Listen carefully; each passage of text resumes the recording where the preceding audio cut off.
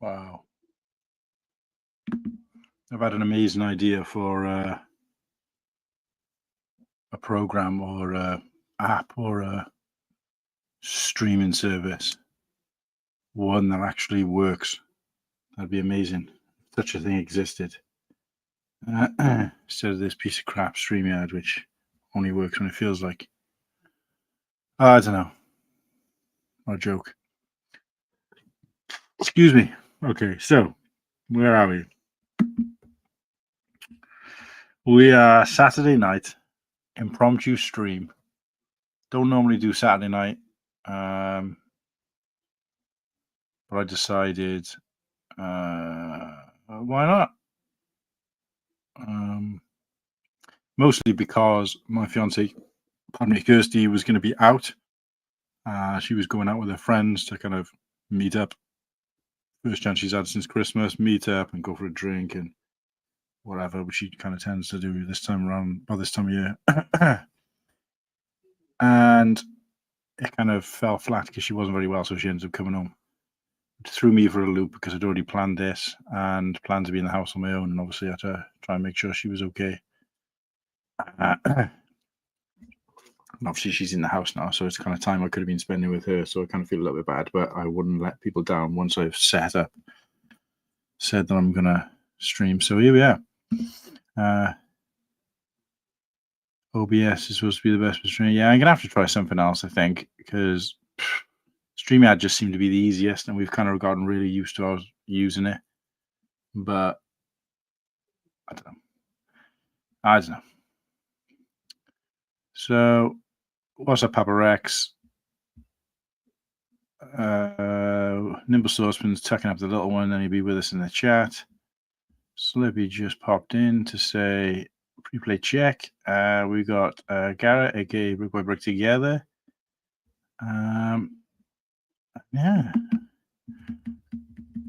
it's quite interesting actually to see that I posted this within, I don't know, half an hour or so. I had a couple of comments, a couple of likes, which is always good to see. I think the last time I did an impromptu live stream, probably a little bit more notice than this. We ended up having as many people in here watching as we do on a normal Kalanglu show, which obviously everybody's waiting for. So that was quite reassuring. But this one was just, I don't know. I was going to be building anyway again. Obviously, was going to be in the house on my own building again. And I thought, well, might as well just switch on the camera. Nobody's there, then it's no different to what I would have been doing anyway. So, yeah, Garrett, I think it's weird because I'd say 90% of the time I'm just being a bit of a whinger, but 90% of the time there's no problem. But it's just seems to be every now and then, regardless of how much planning you put into it. Like this time, for example, I was just pressing the StreamYard icon, which is I've got in my kind of the top of my, I don't know what I call it. I'm still relatively new when it comes to kind of computer type stuff, but in my favorites, if you like, listed across the top. So every time I've used StreamYard for like the last, I don't know, 30 or 40 times, literally, whether it be my stream or someone else's, I've just clicked that button and it's just taken me to the StreamYard homepage. No problem. Today I was clicking it, it was loading up, saying StreamYard in the tab, but the page was completely white, blank, nothing there. Tried it on my phone, worked fine. So I was just like, okay. So I kept doing it. Then I went through to the StreamYard homepage and went through there, still coming up just completely white and blank. So I don't know. Never had that issue before, but just seemed to happen today when I wouldn't say I was running late. I was up here a couple of minutes before. Didn't need any more time because I'd set everything up pretty much. Then all of a sudden, yeah, just white screen, like what you'd see when you finally snuff it. Anyway, Shreddy. So Shreddy. What's up, Shreddy? Hey, Kulan. Hopefully you're doing well, mate. Matley, I'm doing very well. Thanks for asking. Not many people ask me how I'm doing. I mean, they do generically go, "How's it going?" But I think it's asked to everybody. But web browser, well, yeah, it could be. I don't know, but I haven't changed anything.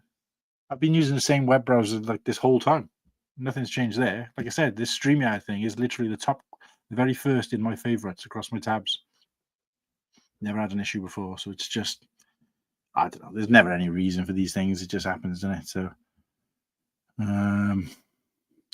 yeah, nice to have everybody aboard. Appreciate you guys being here. If anybody is out there, wants to jump on, sit alongside me and build, not build, chat. Doesn't matter who you are. Even if you don't want to show your face, no problem. I'm happy to have the company. Sometimes it's easier to not be the only person talking. Although you guys know I don't struggle with that, but I'm more than happy to just do what I was going to do anyway and let you guys see it, talk a little bit about it, talk a little bit about Rebrickable, because I've kind of got back into it a lot lately. I used to be huge into it, get back into that a little bit. And I'm going to put my sunglasses on in a minute because my eyes, I can feel my eyes starting to go, oh, see that? I got the big light on. Why have I got the big light on?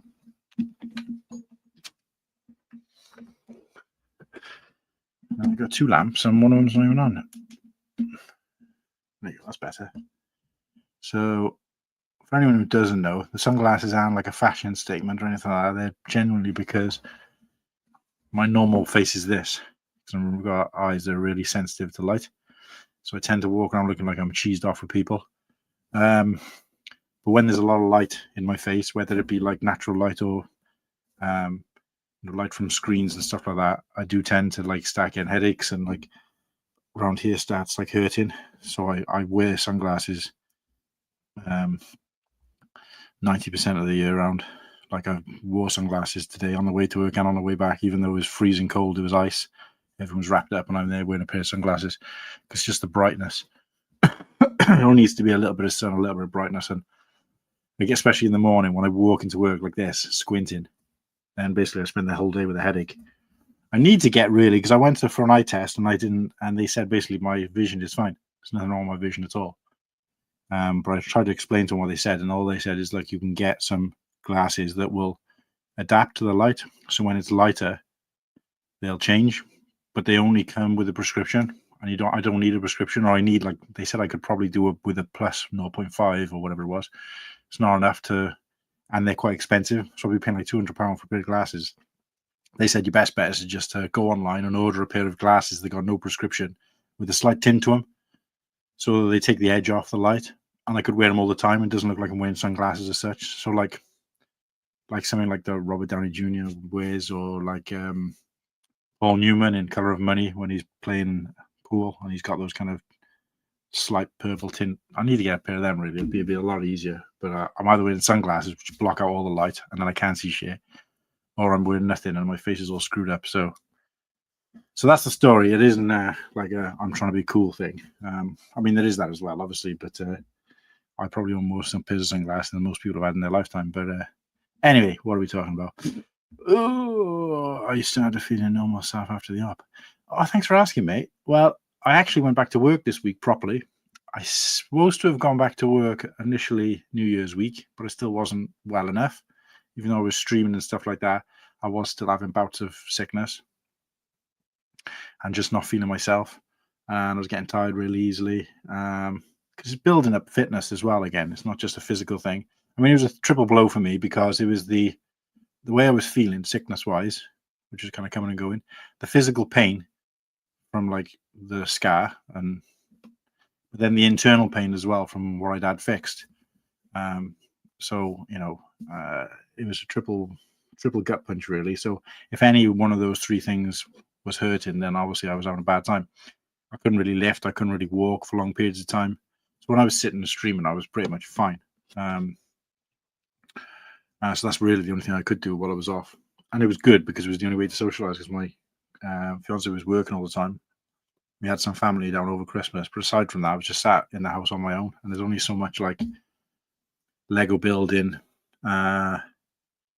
watching films and stuff you can do and not have any interaction with people before you start again. But especially with me, because that's part of my job, that I speak to customers all day, every day, and my staff.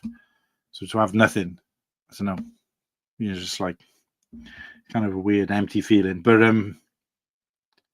yeah, so I went back to work then a little bit later than expected. I was supposed to go back to work, and they're supposed to have ordered me a chair so I can sit and do my job, which is normally a standing job.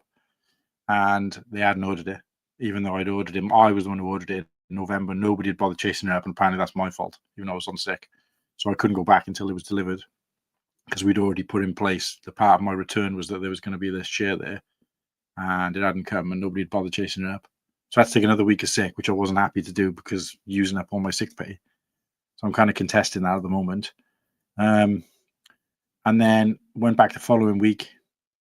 I did like 3 or 4 days in work, and I was in a mess. I was ill all the time. So I had to go back to the doctors, and they basically said, you've still got a bit of infection. So give me like a bag full of tablets and creams and stuff. And yeah, bounced back. So this week I've been in work. Still only did 3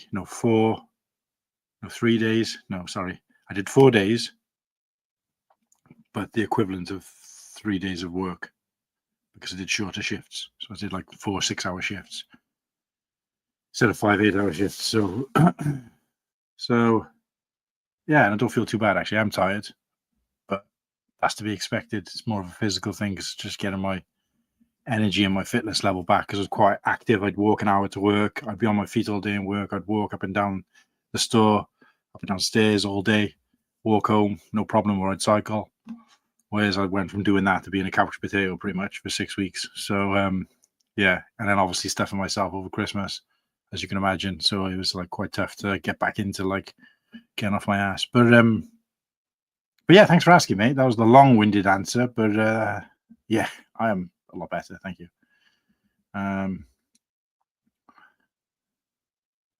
Yeah, you're right there, Garrett. Whenever I change anything on my audio, I have to go out and come back in. So I have to pray that when I'm here on my own, that doesn't happen, because otherwise I leave and the whole thing goes with me. So, Joel, what's happening, bro? But yeah, guys, if anybody's there, let me know if they want the link, want to join me as a kind of silent partner, if they want to show their face. I've sent it out to the normal hosts of the show. I think they're all pretty much busy.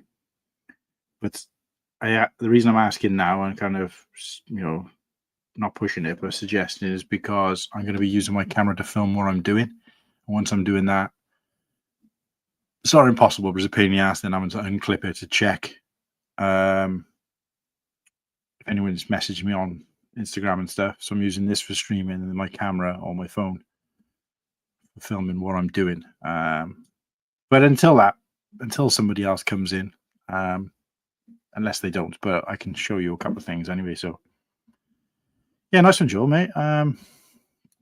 So I put it in the thumbnail. Let's get into some Lego now. It's been long enough talking bollocks. I put it in the thumbnail. The picture in the thumbnail isn't just a stock photo. It's an actual photo of a set that I've built. So I took that photo myself. So most people would know. I know Muttley probably knows, especially people who've got like near enough every Lego set, certainly in the last couple of years. This is a mock that's been made, and I say been made because I didn't come up with the design for this. I built this via some instructions created by somebody else, but this has been made purely from the parts of another set, which is something I'm really into. When you're in a position like me where you've built probably 100 Star Wars Lego sets and got them all packed away in bags, sometimes when you've got about the same amount of new ones that you've never built, it can be a bit tedious kind of pulling old ones back out and building them. So just as a kind of change of scenery, I try to look for these, especially if they're sets that I'm not particularly that bothered about. And this one was a good one, but the mock was so good, I had to give it a go. So I've built this. So it's like I'll let you guys guess. Yeah, Dark Gunship, that's what I thought. I mean, there's some modifications I'd like to do, which I'll show you guys in a sec, because, this is a really... And I do mock building, and I've never really got a chance to show that so much. And hopefully I will a tiny little bit tonight, but this is way above. I mean, I don't think this is I've seen stuff that's kind of like a 10, and this I'd say was an 8 or a 9 in terms of like, they've taken the pieces and managed to build something this accurate. And it's not even as if they've just swapped out the pieces from a set, from a current gunship, and gone, well, near enough, like 90% of the pieces from any gunship but in this set, but black. Let's just swap them out. It isn't, because I've built a couple of gunships, and I know the general building, and they've done some really unusual and weird things to be able to create the shapes and styles this is, because there obviously wasn't the right pieces to be able to do it. So some of the stuff they've done here is very, like, there might be some areas, maybe the wings, for example, that this might just be a straight black for white, and there just happen to be the parts in the set already that they could do that with on a current version of a gunship. But for the most part, I'd say no, they've used their own imagination to create that shape and some of the designs. And I think that just blows my mind that someone was able to look at a load of pieces and probably hours and hours, days, maybe even weeks or months of work, get it to look like this and create the instructions as well. That's something that would just blow my mind. Because I've created mocks before and I've just kind of built as I go along. There's no way I'd then be able to go, I'm going to create instructions for this and do that. But anyway, so if you guys want to have a guess and you think you know what it is, there you go. I didn't actually think to check that somebody might already have said it. Kylo Ren shot from a few years ago. Isn't the Kylo Ren shuttle, Joel? Metley, I think, has it right first. Obi-Wan Inquisitor ship, correct. I mean, the cockpit piece is a dead giveaway. Outside of that, I don't think anybody would have really worked it out. Yeah, no problem, Nimble. Sorry, mate. I only just saw that. If you want to join, that's fine. I tell you what, I just realized I haven't sent you anything. The site, I couldn't remember at first. Yeah, so see, think Quivers site. So there's some, obviously the cockpit's a dead giveaway, but there's some parts to this that, I mean, I think it's really good. I mean, these move around. And this is one of the best parts.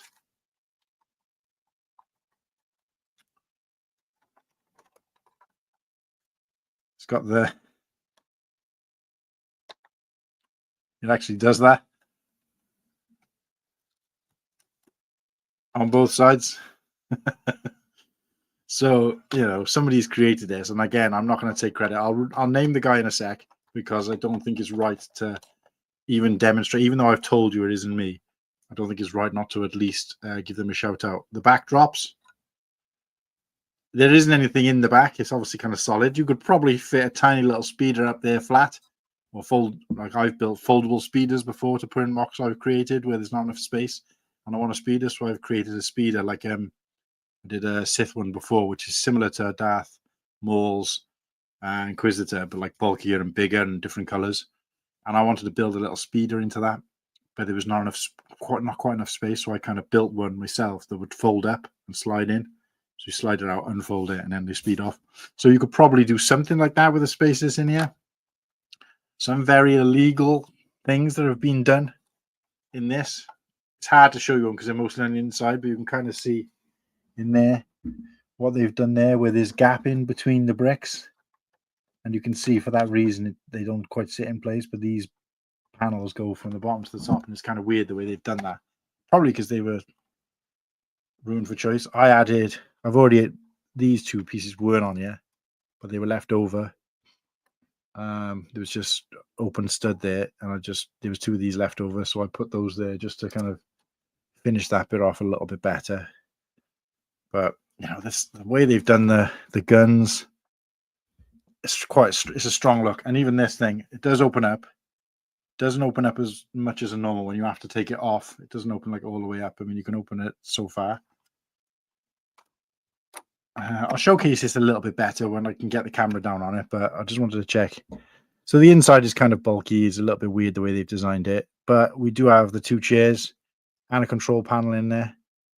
So, obviously you can see my hand right through the bottom. So it's not like, vacuum sealed, but I see that on Lego sets all the time. So I'm not that worried about that. And this does kind of arch up like this. So one of the main things I think I would do, there's quite a lot of pieces left over. I started trying to build like a little speeder or something with what was left. But I just got cheesed off with it because it just wasn't enough of the right type of pieces. It kind of looks like this. I started kind of building with what was left, and I don't know, it wasn't going the way I wanted to go. I wanted these to be able to they do kind of fold up like this, so we can lay flat. But I don't know, I just got fed up with it. But I want to use some of those pieces to kind of flesh out some of the interior a little bit, because this comes up and you can see the two seats in there, but it's kind of a bit hollow and empty in there. I feel you can put some accessories and stuff in there, some weapon racks. Yeah, this is probably the best part for me, is the fact that they've designed a way to get these. They're on ball joints, but you know, they've put like one of those studs on the bottom just to kind of make it look nice finish. Now, what they've done on the side here to create that kind of, you know, if you look at this down its profile, you can see it kind of sticks out slightly like a gunship would. But all they've done is they've just put these on a hinge plate, so it's flush under there with a massive hole, and then they've just kind of hinged this piece, so you can kind of see it like that. I've not got the best background for this, but so that when you put it down like that, it just gives it a slight angle. And again, like the side bits come out. Actually, the function of this is better than any of the gunships I've built. And then there's quite a large space in there. You know, the minifig is standing there quite nicely. There's quite a bit of space in there, so you could definitely put like some kind of speeder and like some racks in there, some seating, relatively easy. So that's this is the subject of what I want to talk about today, and build another one from another set. But before I do that, let me send out some invites because Nimble said he might want to come on. I'll send these out anyway for anybody who wants it. And Joel.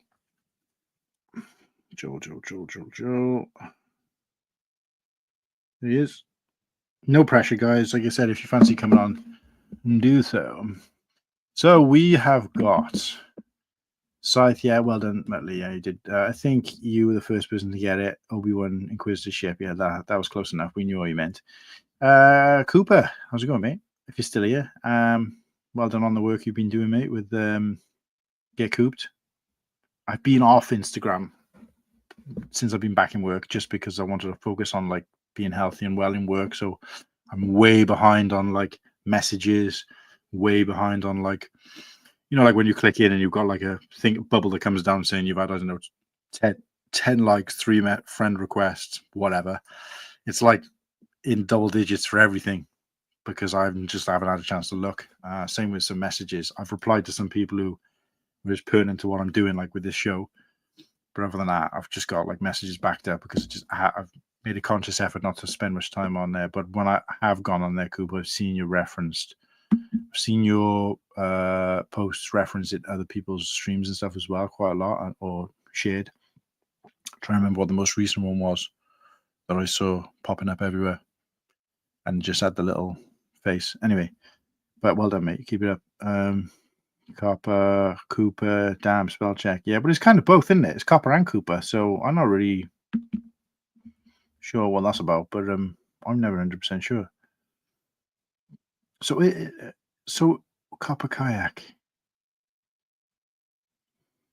I don't really. I always thought maybe it was he'd made a spelling mistake. I thought you'd made a spelling mistake, Coop. But I'm guessing your name is Coop. Your surname is Cooper.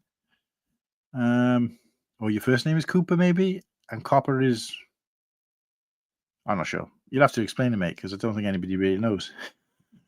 So I think I used to call you Copper at one point and then realized that it's actually Cooper, because when you look at them both, they look like they're the same word for a split second.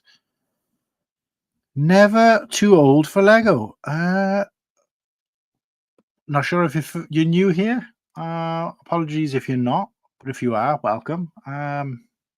This isn't what I call an impromptu stream. So I just decided to do it today because my fiance was going to be out just doing some building. I'll have the camera rigged up in a sec so that people can see it, what I'm building or what I'm planning to do. And we'll be doing some chatting about Rebrickable and mocks and stuff. So my OG handle and everything was Cooper Kayak, and my actual name is Cooper. Right. So, okay. So it was a coincidence. Your handle used to be Copper and your name is Cooper, and it's only one letter difference, and only one letter away difference because it's O instead of P or P instead of O. The next to each other in the alphabet. I don't know whether maybe that was a.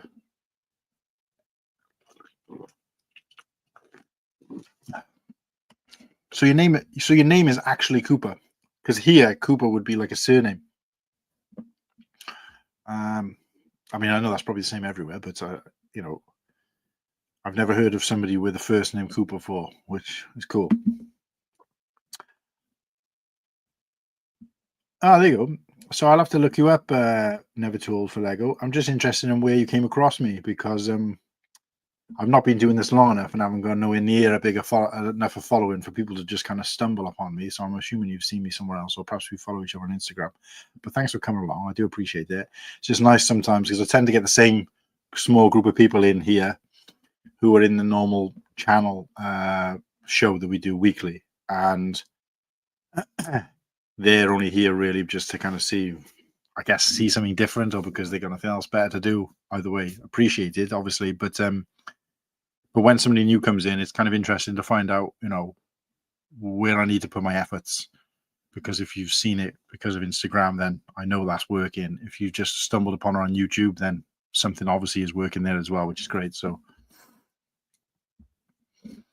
oh, great. Okay. So, sorry, just to go back to what you did say. Nice for the support. It's okay. I stream almost every day. Wow, I'll have to look that up. What kind of stuff do you do? I'm guessing Lego, based on your name, but I'm a Star Wars Lego guy. I do dabble in other Lego, but generally it's Star Wars for me, which is why I tend to have a smaller but like kind of committed group of people who kind of come back and forth. So it's from people misreading my full name. I ran with it. Oh, okay. So you played. Okay, that makes sense. Okay. I typed in Lego and hit live. Then I find people. Wow, on YouTube. Wow. I didn't even know you could do that. So that's cool. Hit them likes, breakers. Yeah, mate. I'm not into this. No, I wouldn't say I'm not into it. Obviously, it does all help and it is nice. But I always forget to kind of mention that kind of stuff. But so with that being said, let's add a banner. Oh, excuse me. Let's go.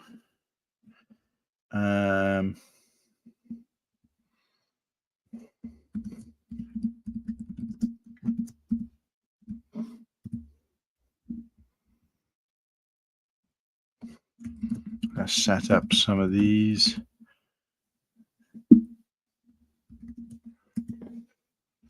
And then let's do a scrolling one. So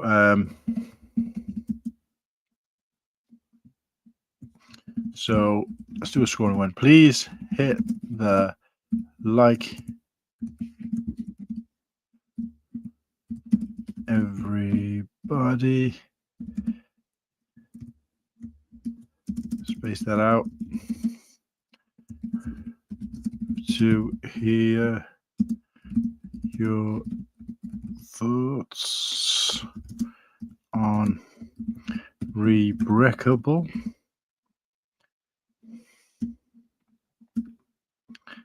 Ask me anything.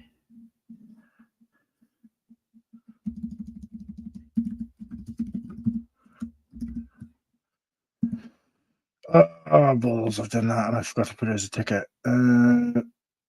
Yeah, that's just going to come as a banner. Okay, so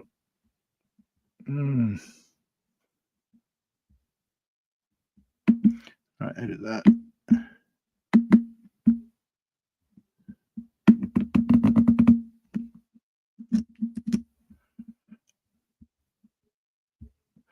Let's put that in there instead. There you go. Let's see if that works. There you go. Right. It takes the spaces out. I completely forgot it takes the spaces out. I did, don't it? Let me just edit that.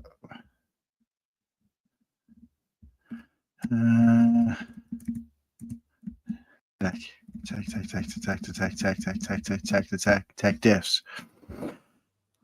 Yo, hello. Good. Yeah, I'm alright, thanks. Yeah. Mate, just lonely Sat. Well, should have been a lonely Saturday night in, but change your plans. So so here we are. Yeah. There you go. How are you, mate? What are you up to? Anything exciting? Nothing really. I haven't really posted in ages. Like I've sort of like I don't know, just tried to take myself like off social media for a bit. Well, I've seen you cooking something up. I keep seeing that you're cooking something Oh up, yeah. and it's kind of teasing us all. And I'm like, I want to know what it is. Yeah, that was the vintage video, I think. Yeah, Ah, maybe I've not that seen was it what then. I was working on for ages. Right, I've not seen it then. Because obviously Alright. I don't. I get like loads of YouTube. I subscribe to so many people. I get loads of YouTube notifications, and I've got to the point now where I'm like, I haven't been able to catch up with anything. I'm so far behind on Yeah. things. Um, so I think I saw like the community post that you were Mhm. putting in saying like something coming, or whatever. And Yeah. then I was like waiting to find out what it is, but I obviously haven't seen the video drop, so I'll have to go check that one out, mate. And I'll add it to my list. But Yeah. but yeah, Yeah. so I don't know. My schedule's just been like all over the place. Like, yeah, I'm a little bit the same. I've been back in work properly now this week, and I really wanted to just focus on work and not be side. Even though I'm not going to be like on Instagram while I'm in work, but I just wanted to be able to yeah. just focus on,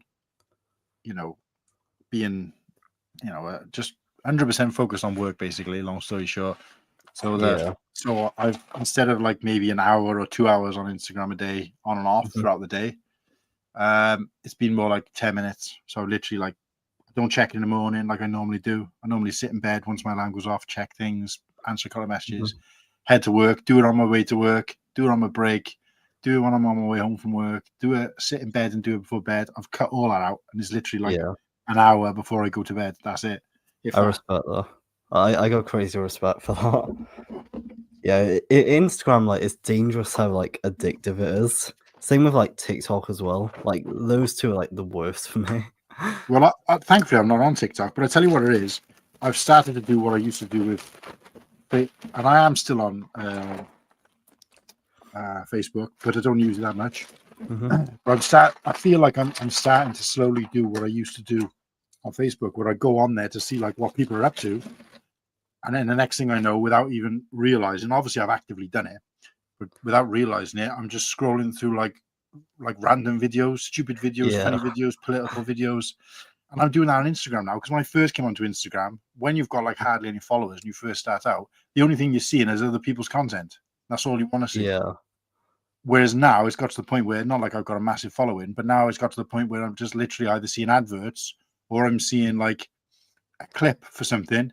And then I go into that. It's got nothing to do with Star Wars or Lego. I'll go into it and then I'll start scrolling and doom Yeah. scrolling through all these different. And then next thing I know, I'm watching like, I Mhm. don't know, a Komodo dragon eating a deer, or crocodiles in the water jumping out at like, I don't know, cheetahs or antelope and shit like that. And I'm Yeah. like watching it, waiting for the crocodile to jump out, and I'm like, why the fuck am I watching this? Like, I don't even want to watch it. Or like snakes Yeah. versus chickens and shit like that. Like, and I'm like, why am I watching this?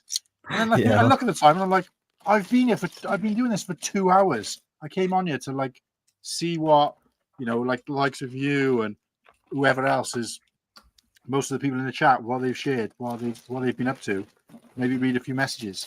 But I haven't done any of that, and found myself looking at, I don't know, amateur boxing videos from Mhm. 1989, stupid shit like that. Like, Yeah.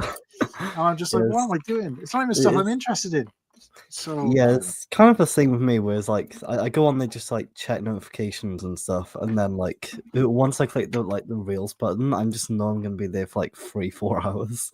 It is just so dangerous. And it wouldn't be so bad if you feel like you learned something, but it's not. Yeah. 90% of what I've looked at, like some of it might be educational. Like I might see a recipe on there for like, I don't know, breakfast waffles or something, and I'm like, oh, save that, and then the next day I'll break it out, get all the ingredients, and actually make it. And my fiance will be like, oh, that was really nice. How would you come up with that? Oh, I just saw it on Instagram. But the other like 99% of the stuff I've seen is just absolute garbage. And if Yeah. somebody actually, as soon as I stop scrolling after 2 hours, if somebody said to me, tell me what you've just watched, I probably, apart from maybe the last video, I wouldn't be able to tell them. Yeah. That's one thing I've noticed. Like once you like scroll like down like 5 videos, you completely forget what that one video was. Yeah, it's just so it's bad. It's brain. What is it you call it? Brain Brain rot. rot. Yeah, Yeah, that's pretty much what it is. I keep Oh, hearing that that was term get bounced about, but I didn't really know what it was until now. But not, yeah, that's exactly what it does to me. Yeah, because like you just scroll and it just kind of rots your brain whilst like you learn nothing. Yeah, I feel like your Get brain nothing is like out of it. freaking shrinking into like a little raisin. Yeah, legit. It's That's kind desperate. of the reason why I like YouTube though, is because like you're watching like a longer form video and like you can actually get something out of it. This is part of the reason why I like doing these, because I want people to, if they're not doom scrolling, and again, I'm not like, trying to change the world or anything, or there's not enough people here for me to like start a movement or anything like that. Don't get me wrong.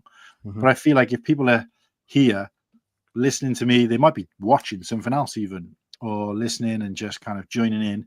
It's got to be better for them and potentially learning something than just scrolling through and looking at crap. Because I dare say everybody watching it does the same thing. So Yeah, I definitely agree though, because like with sort of doom scrolling, it's like you just forget everything. Where like with something like this, and you might like remember like one or two conversations. Also, like with like the attention span and everything, yeah, it's like you no, need a 100%. long attention span to watch stream. Whereas like with shorts or something, you just like scroll like every few seconds. No, that's it. It's bad. It's bad. It's really bad. Yeah. Let me just quickly catch up. I always thought yeah, say the like people. Don't worry, I got your back. I'm the best. None mod in everyone's channel. Not sure what he means by that, but I'm the best non-mod. Oh, have you got Yeah, moderators? Oh yeah, you have. I think I got a handful, but yeah, I'm not really. I'm not. I'm just going to get into there. Cool hand. How are you feeling, buddy? Always good to see you on stream, my man. Yeah, nice to see you too, Papa Trip. I like it when both the Papas are here, Papa Trip and Papa Rex. It's Oh weird yeah. because I always kind of. I've never heard of like this before, but I think it's like pretty sure. Like you, because he's like a dad, right? So he just refers to himself as Papa Trip. So that's where the name comes from. I actually thought like that was actual. I don't know. I didn't piece together it was Papa and Mhm. Trip. I just thought Papa Trip was like one random wrong word. So Oh right. what's up, Yeah, Butt yeah. Chop? Hello, Fat Chop. Hi, Poopy Butts. So I saw Butt Chop. I heard Butt Chop. Right, it's weird. I heard people. I can't remember what stream I was in. I was in some streams and people were like, "Oh yeah, well, yeah, Butt Chop. Oh, back in the days with Butt Chop when he was streaming," and I'm like, "Who's this guy? I've never heard of him." Like, and I just kept hearing his name, and then randomly I tuned into one of Mayo's streams, and this Mhm. guy's here. And I was like, so I remember typing in and going, "I've heard about this guy, Butt Chop. I've never seen him. Didn't know who he was Yeah. or what he's about." So it turns out I don't know whether he maybe took a break from streaming or what, but nice to have you here anyway, mate. I appreciate you. Not doing anything particularly exciting other than building some Lego, talking about some Lego, chatting with you guys, and chatting with anybody else who wants to join as a kind of a kind of host, if you like, or whatever. But yeah, even Shreddy's loving the Pappers. But yeah, so Butt Chop, from what I can gather, is like one of the oldest, not oldest in age, but like oldest in terms of like Like an OG. Like so been like around like the sort of Lego YouTube space for like ages. Yeah. From what I can gather, he's been around for like he's like an OG in the like he was kind of doing it when not everybody even had a computer, kind of thing. Or I don't know whether it's that long, but I mean like 6 or 7 years in this community seems to be quite a long time because it's kind of evolved quite quickly, especially through like COVID and stuff like that. But so anybody who kind of predates COVID is classed as an OG really, because that's when everybody kind of got on board with it. So Yeah, I've known Butt Chop since around like late 2020ish from like live streams and stuff. there you go. So you already know him, right? Okay. Yeah, and then I met him on Mayo's stream during the 48-hour stream. There you go. Yeah. I think that was where I saw him as well. Yeah. But no, it's great. So hello, Papas. 2 Papas, 1 chat. I love it. This guy. Now there's 2 of them. Both Papas, like the worlds collide. My kids call me Papa, as do all of their friends. I'm old now, so it fits. Yeah, but we say older, mate, not old. We say older. That's what me and Hive kind of comes to the conclusion. I've subbed to. Yeah, thanks for that. I appreciate that, Butchop. Hey, Papa Rex. Hope your weekend is great. Oh, I love it when people start chatting to each other. Oh, the big man is in. I'm assuming that's Ken. I know there's two of you guys, but it's a little bit like ACOB when Sean comments. He always does it through the channel thing rather than his private one. But I'm assuming that's Ken. But if it's not and it's Saunders, hello to you, Saunders, as well. But yeah, so the chat is kind of Papa Invasion. Yeah, so the chat is kind of popping off. Working on a play scale TIE bomber built by Bricksota right now, Rebrickable. So relaxing day in my mind. Ooh. Okay, so to kind of explain what I meant, if you'd seen the thumbnail, is I do something. I mean, I have built lots of things on Rebrickable that are just kind of straight up mocks. You know, they've built them from scratch. One of my favorites, I'll just do a kind of guess on this one. Oh, that's not the best. Ooh. If anyone knows what this one might be. Actually, no, I'll just say, because the picture's not particularly good. So these are crab droids, which I'm going to throw up a picture in just a second. And these are probably the best version of crab droids I've seen. To the point where if Lego came out with the exact same design, I wouldn't question it. Whereas other things I've built, either on Rebrickable or whatever, I've always kind of looked at some of it, like even this thing. When I built this, I was kind of like, there's a couple of things there which I know Lego would not do. So you know just by that process of elimination. But with this, they're just spot on. So easy, so cheap. I had most of these parts already in my collection.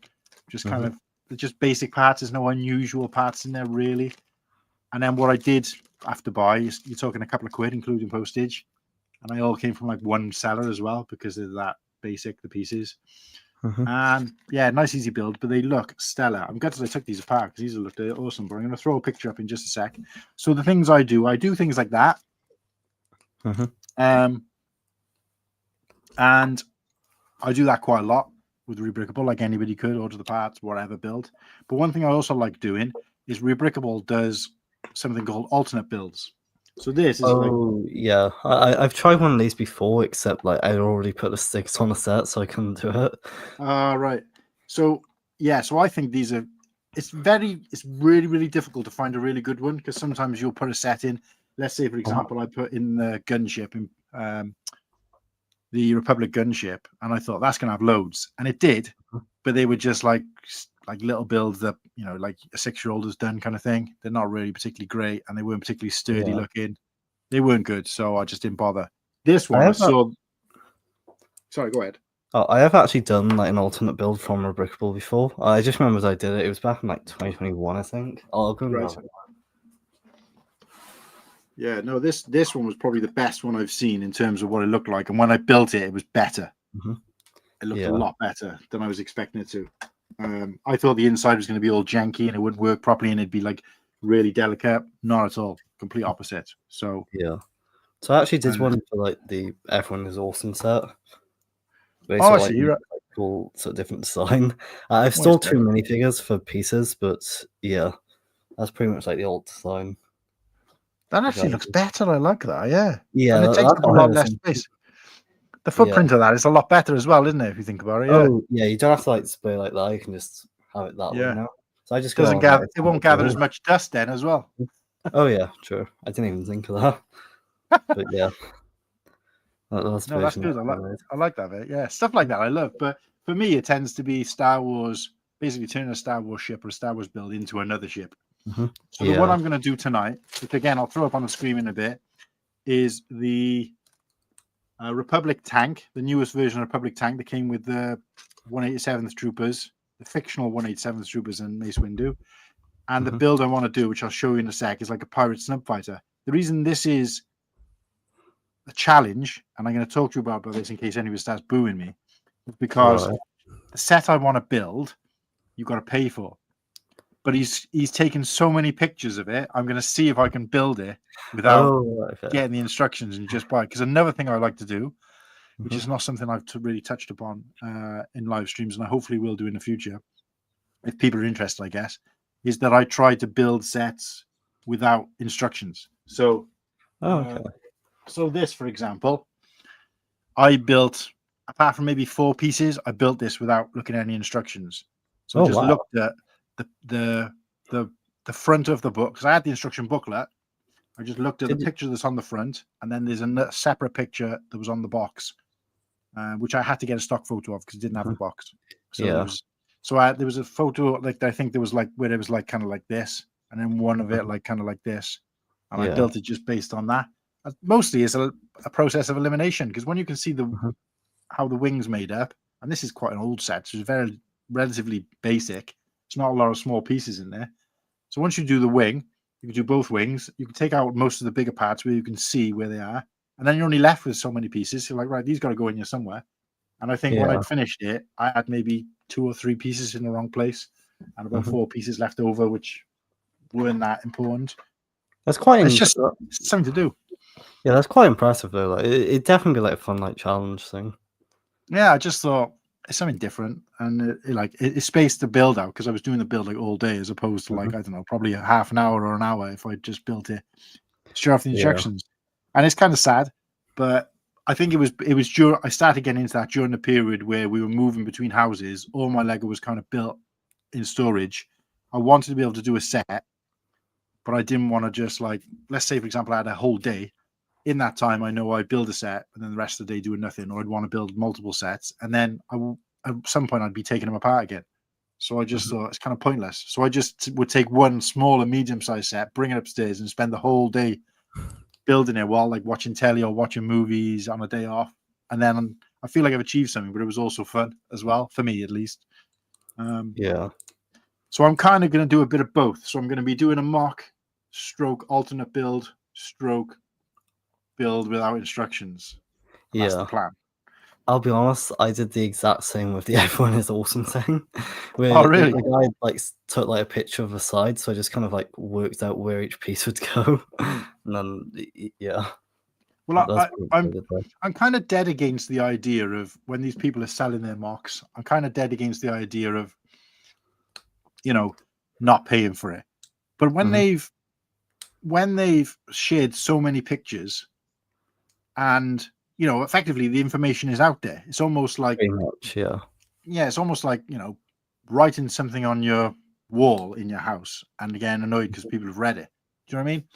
So what I will do is I'll make sure I shout out the designer, and obviously if I build a set, I'll and post it, which I probably will. I'll shout out the designer like I will with this one, because I haven't got that information in front of me, but I'll get it up now.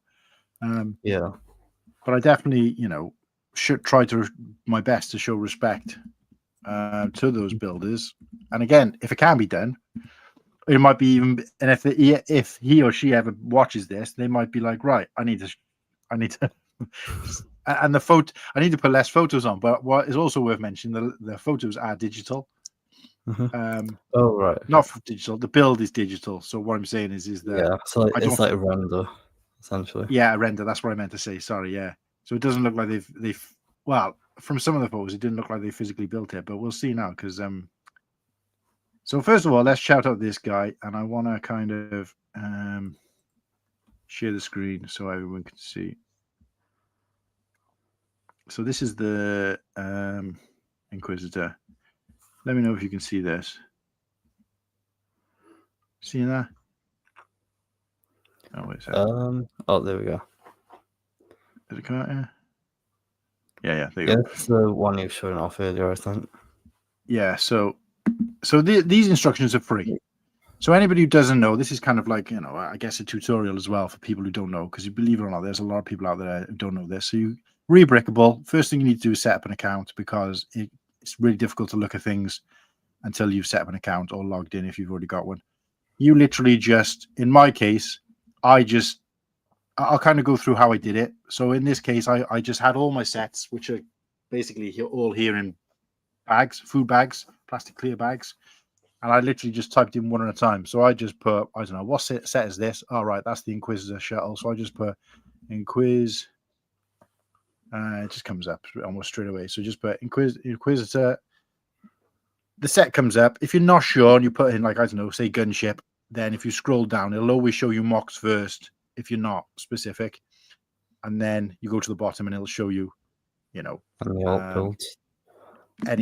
show you any sets that match the description as well. But it'll always show you the mocks first, because it's a mock site. But in this case, I clicked the specific one. Then you go down to here and you go into all build. Now, if you're doing this on your phone, It doesn't say it in words. I think this is in the shape of a spanner, I believe. It's slightly different on your phone. So if you're doing it on your phone, bear in mind that it's a symbol here rather than the word alt builds. I'm pretty sure it's like it might be a hammer actually. No, I think it's a hammer, like this kind of hammer here where it says build this set. Oh, There's like a gavel. What I would say it looks more like a gavel. It's a gavel, and you click on that, and anyway, it gives you alt builds. So you scroll down here, and these are all the ones that are available. So you've got, Darth Vader's castle. I mean, this one actually looks pretty cool as well. This Inquisitor's Dark Destroyer. I mean, all of these actually look pretty good. There's a dropship there as well. And the TIE silencer. The only reason I went for that one, to be honest, I do think, even looking at the other ones, it is one of the best looking ones on that page. Like this Nightblade looks pretty cool, but also, I don't know. I tend to gravitate towards something that actually looks like a ship already from Star Wars, whereas this, I'm not sure. I just looked at this and I thought, maybe I'll build this next, but it just kind of looked a bit janky. But it's not bad, don't get me wrong. But in comparison to the one I built, I think, because it's got a gunship, I think people will recognize it and connect to it better. But the ones that have got the premium badge in the corner in a blue, you've basically got to pay for those. And in most cases, let's just say, right, I want to build this TIE silencer because that looks dope, which it does. You go in and it's €7. So, it's going to be, what's that, 4 or 5 quid? Yeah. And, in fairness, they've shared quite a lot of pictures, but because there's so many parts in this set, and it's quite a large set, there's no way you're going to, even from the photos, be able to kind of build that. It's just the depth, what's inside there is going to be so complicated that it's never going to happen. For some people, maybe, but I just think there's a lot going on there to trying to work out what pieces put. Again, this is a render as well, by the looks of it. So it's not, it's going to be difficult to work out exactly where the pieces are, and you're just going to end up. So you're either paying the money, which really you should do, or you're making a mess of it. So they're the purchasing ones, which have got the blue lightning on. This thing's slow. It is very impressive, like what people can make just from like a sort of set selection of parts. Absolutely, and I'd love to be able to do this someday. I mean, I kind of do this to some extreme now, nowhere near that level. I'm on if this is a 10, I'm on maybe a 1, but it's the doing the instructions that I wouldn't be able to do because I just got no capacity whatsoever to create something digital. But anyway, so the options here without having to pay extra. I mean, this black thing designer with the cup, I think that just means they're kind of award-winning designer or something. I'm not really sure, but so anyway, Vader's Castle, these ones are going to be free. So obviously I went for this. Click on that. It's as simple as that, basically. And then you just go over here and you just download the instructions.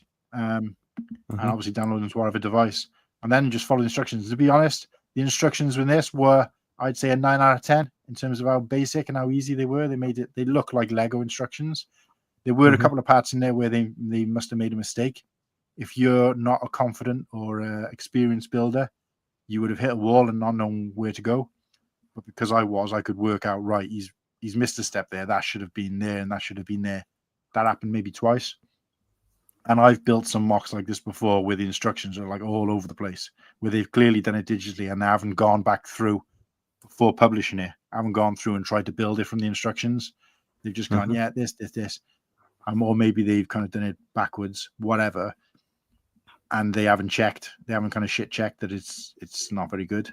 And I've just hit a wall. Like I can't build anymore because the instructions don't make sense.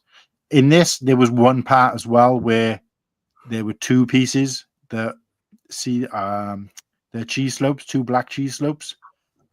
And I had to double check because it was saying they wanted 2 more of those and I didn't have 2. And I was like, wait, this can't be right. So I went back through the instructions for the original scythe and it turns out there's like 6 and this set needed 8.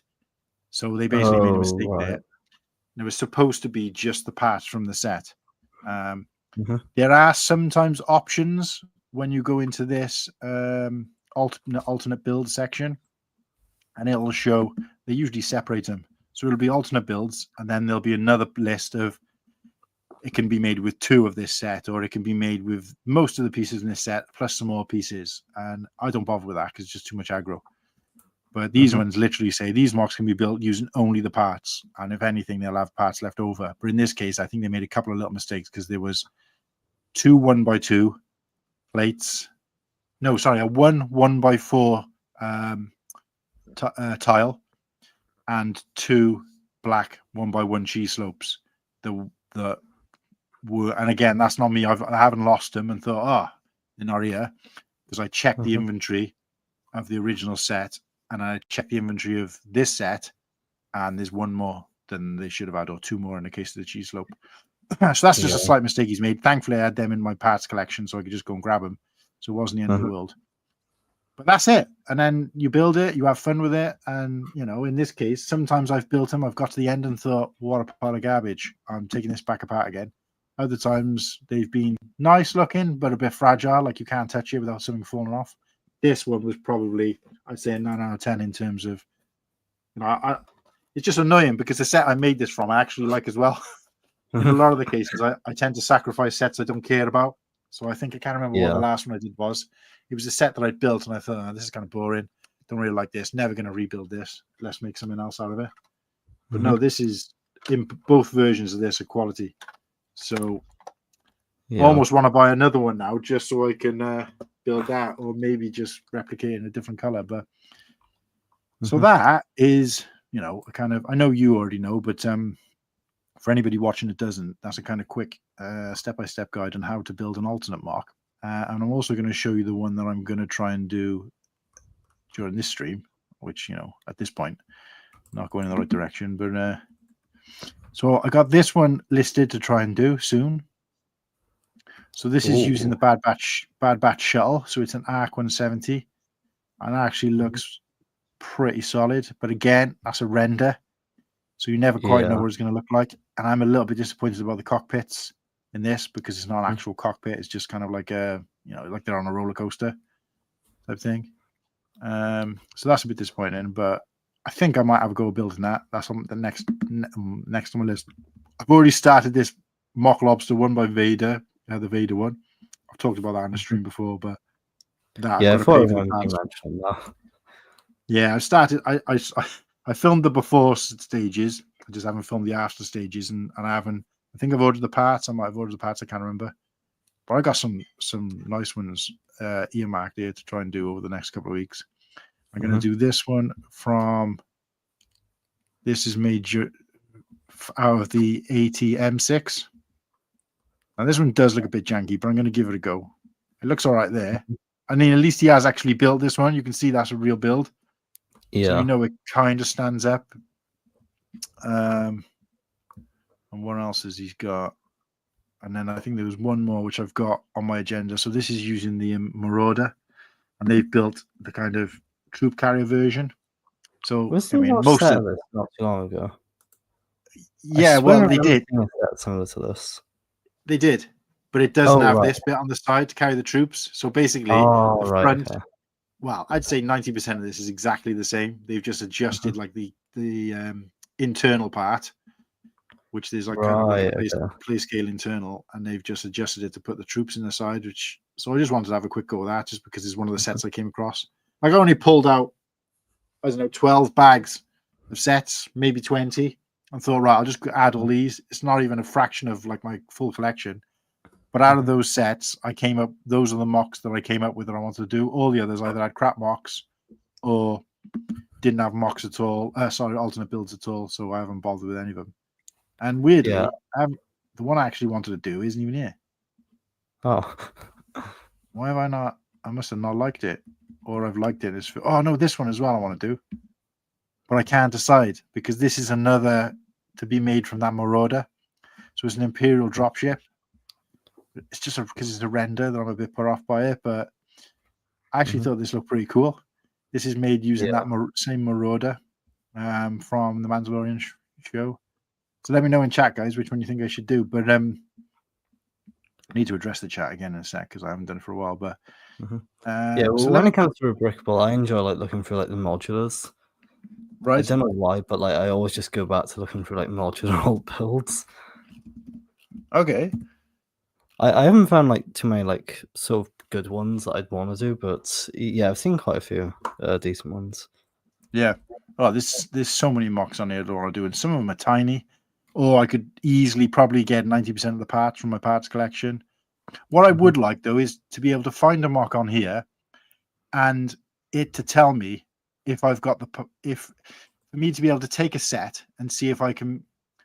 So it's hard to explain, but in this it'll tell you if you've got the parts based on the sets that you've got listed that you own. But then that would mean going in, right. taking one piece from one set, one piece from another set, and I'm not always necessarily happy to take all my sets apart, to take pieces out. I like to keep them complete. But what it would be nice if you could put like a large ship in, like let's just say, for example, the turbo tank. If I could put that in and say, right, if I was to take this apart, what mocks have you got available? You know, I can maybe sort of tally it down to Star Wars Lego sets, or obviously Lego, but Star Wars sets. What mocks can I make using this set or the parts from this set? And if it says like, I don't know, you can only make 2 mocks, is going to be this and this, I'll be like, all right, great. You know what I mean? I wish there was a way to do that, but I guess that's obviously quite complicated. But so yeah, so here's an example, guys. I've typed in Republic tank. It automatically comes up with everything that matches that description as a mock first. So that'll always be the top half. And if you scroll down enough, you've got the official sets that match that. So I find the one I've got, which is this one. I've actually got this one as well, but this one's the one I had to hand. I click on it. So this is the other way of looking for things. Obviously, yeah, make sure that's the same set. Hit the alt builds. And then, right, so one of these, like these kind of look a bit, some of these look a bit pony. No offense to the builders, but these aren't things I'd want to do. Or they're premium ones I'm not paying. So I just think, okay. But I did like the look of this first one, which I have put into my mock list. But I also like the look of this one. And because this one you've got to pay for the instructions, this is what I'm going to try and do. Because again, renders, but if you look at the pictures, he shared actually no, yeah, so he has built this. I'd forgotten. So he's actually shared quite a lot of pictures from lots of different angles. Yeah. As long as it's like one like from the back, maybe able to get like an idea of like the structure. Yeah, and he and the good thing I like about this, which is another reason why I picked this one, is because it's got a stand as well. Using the same parts. Yeah. So I think my challenge on this stream is to try and build this using those parts. And yeah. So my question to the chat is, shit, Nimble. Sorry, mate. I was looking at It's all right. I was looking at Rebrickable, so I wasn't looking at StreamYard. I apologize. It's all right. I'm playing Battlefront, so. That's fitting. Have you met Joel before? Have you met Joel before? I haven't. Nice to meet you, buddy. You obviously you know each other from chats and stuff, though, I'm guessing. Yeah. Probably do. Yeah. I've seen him. Seen his name pop up quite a lot. Right, I'm going to catch up with chat, but while I do that, I want anybody who's out there watching to tell me, do you really want me to set up the camera to see this? I mean, I'm happy to do it. It doesn't make no difference to me, but I just don't know whether people are really interested in watching me fiddle about with a bunch of pieces. I'll just kind of show it to the camera every now and then. Might be better. I don't know. Let me know, guys, if because last time I had the camera kind of facing me, I was sat on the sofa, and afterwards when I was watching the stream back, I was kind of like, what? They can't see anything anyway. It's kind of pointless. Does anybody really care about seeing me sat on the sofa with my shorts on? I feel like it was more engaging on the chat, so I don't know. We'll see what people think. Right, where did I get up to? Question, Cool Hand. Where were you on the Eurobricks forum back in the 2000s? Probably when my Lego online presence started. I was not. I didn't know there was such a thing. What was that? I don't know. So Metley has asked, were you on? Was I on the Eurobricks forum back in the 2000s? I mean, we're still in the 2000s, right? But I think he means maybe the early 2000s. I wasn't, mate. I don't think I was alive back then. Yeah. So no, mate. I wasn't in the Lego Star Wars, certainly not the Lego Star Wars community at all until when sort of Force Awakens came out, and even then it was just the odd set that I'd bought for me. Really didn't get into the community until 2019. and even that was only on Facebook when the 20th anniversary sets came out. And I decided, you know what, I'm going to try and get all of these. Up until then, I probably had a handful of sets. So no, and I don't even know. I've heard of Eurobricks, but I wouldn't be able to tell you what it is. So I've no idea, mate. But I've never heard of it. no, probably when my Lego Online presence started. So what he's essentially saying is he's been in the community a long, long time, which makes sense if you've seen his collection, because he's basically got like 20 of everything. He has the best collection of anyone that I follow on Instagram, hands down. Yeah. Especially in the UK. Out the UK, Nope. but I haven't seen a collection like that. But I tell you what but I can't because Muttley's bought them all. Yeah, friggin' hell, is that? I saw that the other day. He did like a mock. I'm not sure whether it was, I'm not sure whether it was one of his mocks. If it is, he's a dark horse. It is his. It's mad. It is.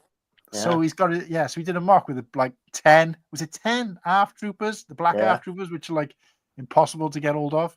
And even back when they were giving them out as a PDF, a GWP, you know, nobody back then was going back and buying 10 lots.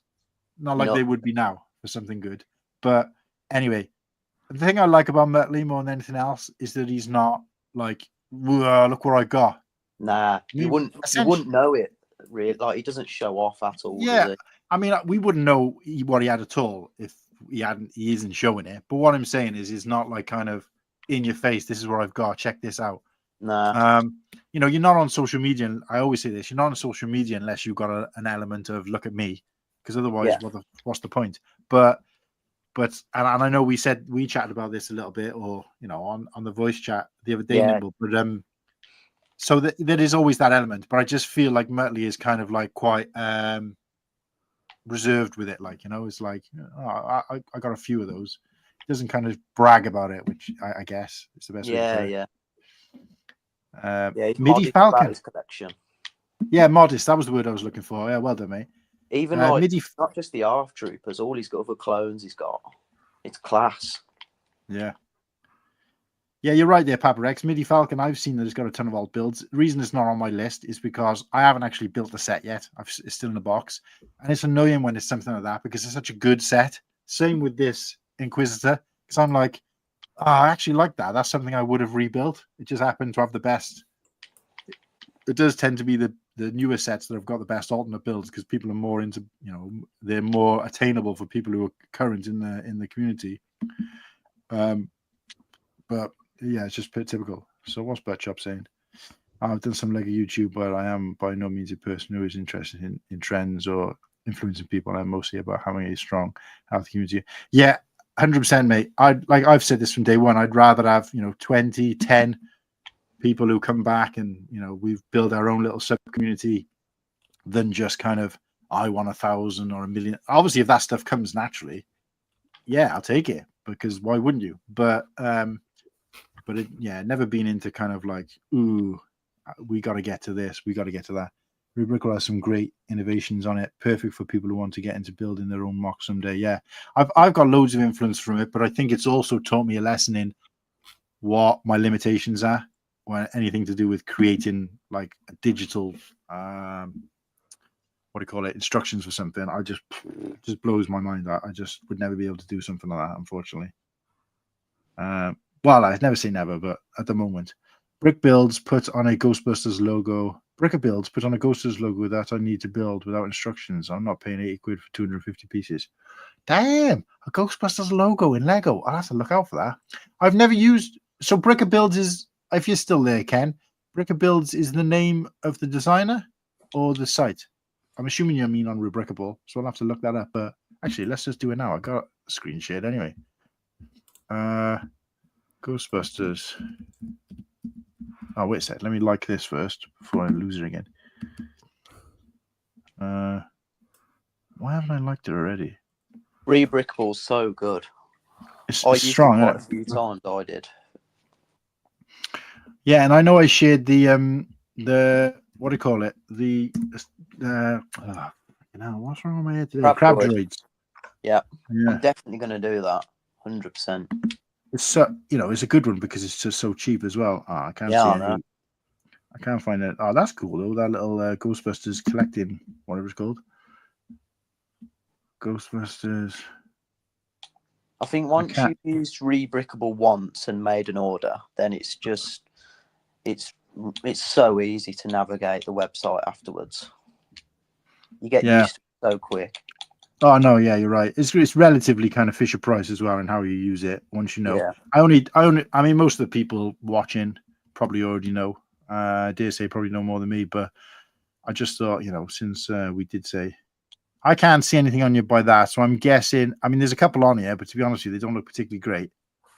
But I may have got the wrong end of the stick there, Ken. You may be saying that Brickable is another site similar to Rebrickable. I don't know. Either way, you're right. 80 quid. 80 quid, because I've never seen instructions that expensive. 80 quid just for instructions.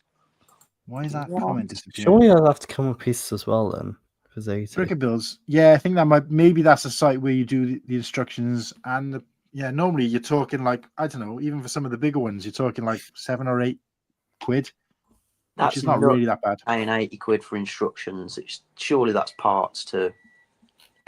Yeah, I'm guessing it must be. Yeah, because it says £80. Yeah, $80 for 250 pieces. So I'm assuming that's the parts as well. Yeah, it must be. Yeah, no, 100%. But Chop, I agree. To be fair, that sounds like a handy website then if they sell instructions for mocks and the pieces too. Oh, I think I found it actually. Yeah, I found it. On where? Want me to share my screen? Oh. Yeah, go for it. Yeah. Okay. I'm pretty sure this is what he's on about.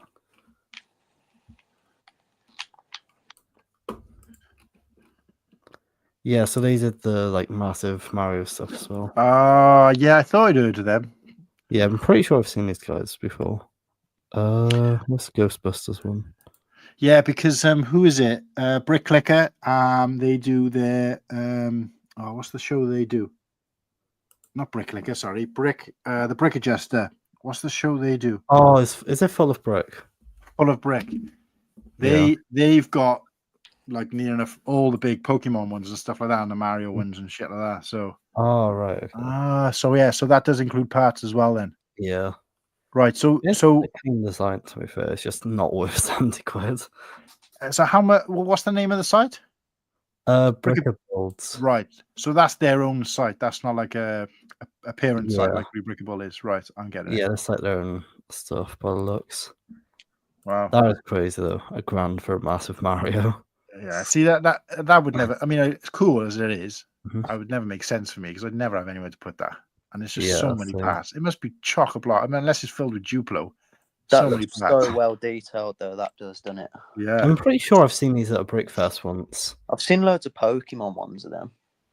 I'll have to ask about it because I've been asked to go on the Full of Brick show as their guest. But they gave me a date and I forgot to confirm with them that I was able to do it. So I messaged them today and said, I forgot to say that, I'm available for the 14th. And then they got back to me and said, no, we filled the slot now. Oh, whoops. So I'm 7th of March instead. So I'll share something closer to the time. But the problem is for the UK guys, that's like 3 o'clock in the morning. So they go at 10 o'clock at night Eastern. So I'm having to go to bed, wake up, be on their show, go back to bed. Yeah. So brutal, isn't it? The time difference.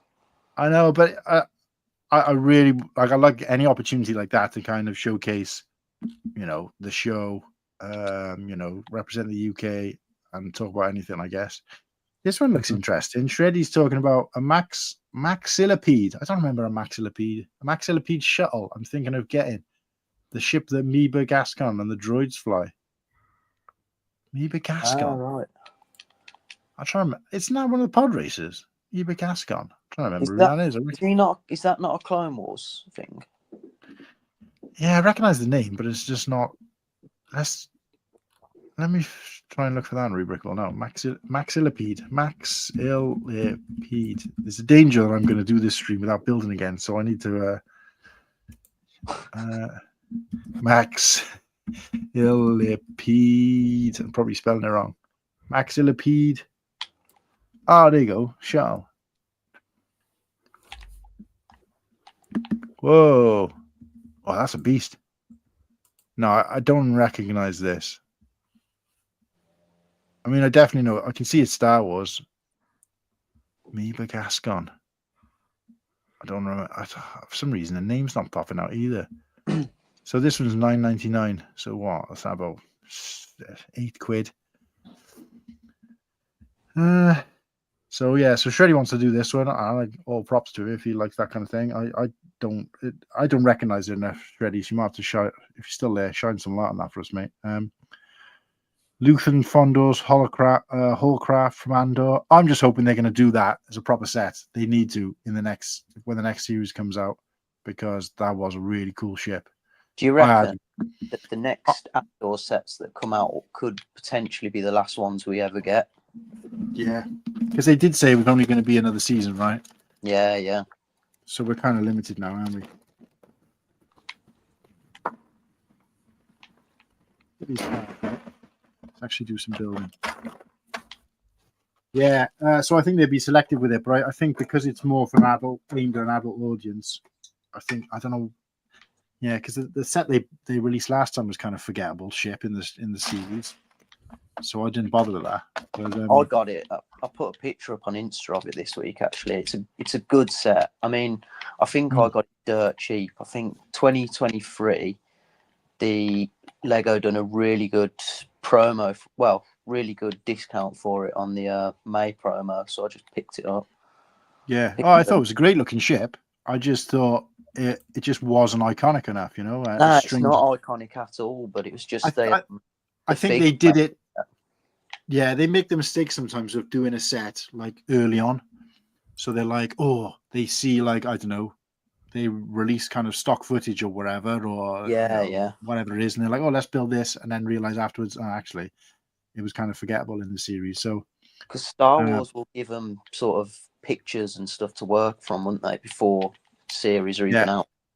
I think I'd prefer to not have the Lego set, because I mean, we're not kids, right? I don't need to have the set built whilst I'm watching the show. Do you know what I mean? Nah. I can wait. It's not like there's not enough sets on shelves. Certainly ones that I haven't bought already. So like that's a kid thing, isn't it? When they want to go to the film, they want to be able to come back from watching the film or watch the TV show while swooshing around the ship. I get that, but as adults, well, even most sort of kids, I guess, aren't really doing that anymore. Nah. So I just don't understand what the rush is. Obviously, they want to tap into the hype, but it would make more sense for the show to be kind of aired, and then like they did it. I think they did it best with Ahsoka when they released the Ahsoka wave, and it was just kind of as Ahsoka was finishing, but they got the right ships in there. So, it's like with the skeleton crew, like they obviously knew they had to design that set, and that came before Skeleton Crew was released. It was missing the SM33 fig, wasn't it? Massively. Yeah. And again, you don't know whether perhaps they only saw like the first 2 episodes where he weren't even there or weren't involved. But yeah. I've seen this one, the Houndstooth, on there. I think it's in my list. It's probably one of the oldest things that I've listed, but it's like so many pieces. In my Rebrickable liked list, I've got about 10 pages, but it's one of the oldest ones, one of the first things I've seen. I'm in the process of building IG8's 88 ship, but that's a complete mock, like that I've done myself. However, it is made purely from the parts from another set. We'll talk about that another day, but modeled after the kind of vehicle. That's the one I'm thinking of. I've never actually used Rebrickable build bot shop. Field troop transport. I personally haven't. So Butch Shop answered the question. Go for the troop transport as opposed to that the ship. One cam is fine. Current camera setup is fine. Eurobricks was probably the biggest online forum back in the day, 2000s. Like a forum. So a forum is just where people just talk, right? It's just kind of weird to think that talking like this, face to face, if you can call it face to face. This is probably the modern version of what forums were back then, isn't it?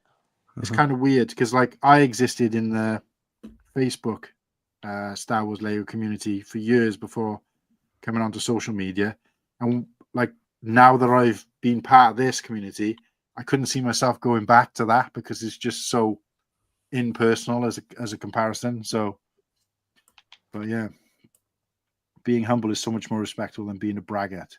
Much respect, Muttley. Yeah, Muttley is like Muttley's a legend. So right, yeah. So Brick Dynasties answered the question. Yeah, I'm so far behind with the chat, guys. I apologize. They are a company that makes the massive Pokemon builds. They design the seller parts. Yeah.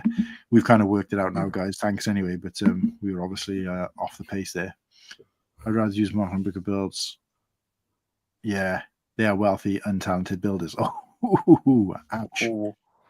Clone Wars. It's a separatist shuttle. Yeah, seen a lot in Clone Wars. I don't remember. I've seen it. I don't remember seeing it a lot, but it has been years since I watched Clone Wars. If I'm honest, Meeba is. Oh, Meeba. Yeah, of course he is. Yeah, he puts together the. He's that tiny little green guy, isn't he? That puts together the droid. That's Crew. what I was thinking of. The little gang of droids. Yeah, that's right. Yeah, you are right. Well done, Coop. Trust Cooper to know that. But Get cooped. Yeah, well done, Coop. Shreddy, just arrow above. Yeah, I know him now because obviously it was when we first saw KTQT, which we won't go down that road. The one Andor set they did release is really good, flew under the radar at the time. Yeah, like I said, nothing against the set itself or the build or the quality of it. Figs, great. It was just the fact that it was like, of all the sets they could have built from that show, that was a strange choice. But of course, because it was the only one, it kind of, I guess, made sense. Again, they might have only had artwork from the first like 1 or 2 episodes. Colonel Gaston, the Astromex, yeah. I was just an idiot, guys. My next rebrickable product is the Ebon Hawk Revan ship. Ooh, using MIDI Falcon and Ahsoka's T6. See, that's what I like. So it's using 2 different sets. But again, they're 2 sets that I've got, but I haven't built yet. So, I'm not at the point where I'd be taking them apart, but I'll definitely keep an eye out for that one. And doing any army building at the moment, I'm tempted by the Mandalorian pack that's out at the moment to grab a few. Mandalorian pack that's out at the moment. The battle pack. Oh, from the show. Right, yeah. Yeah, because I've seen them. How much? I think I've seen them for £9 somewhere recently. Don't ask me where. But yeah, it's probably one of the best battle packs. And the quality of the Imperial figures in that are strong. Oh, so good, aren't they? Yeah, so like clean and crisp looking. So let's have a go with this building because I gotta get something done here.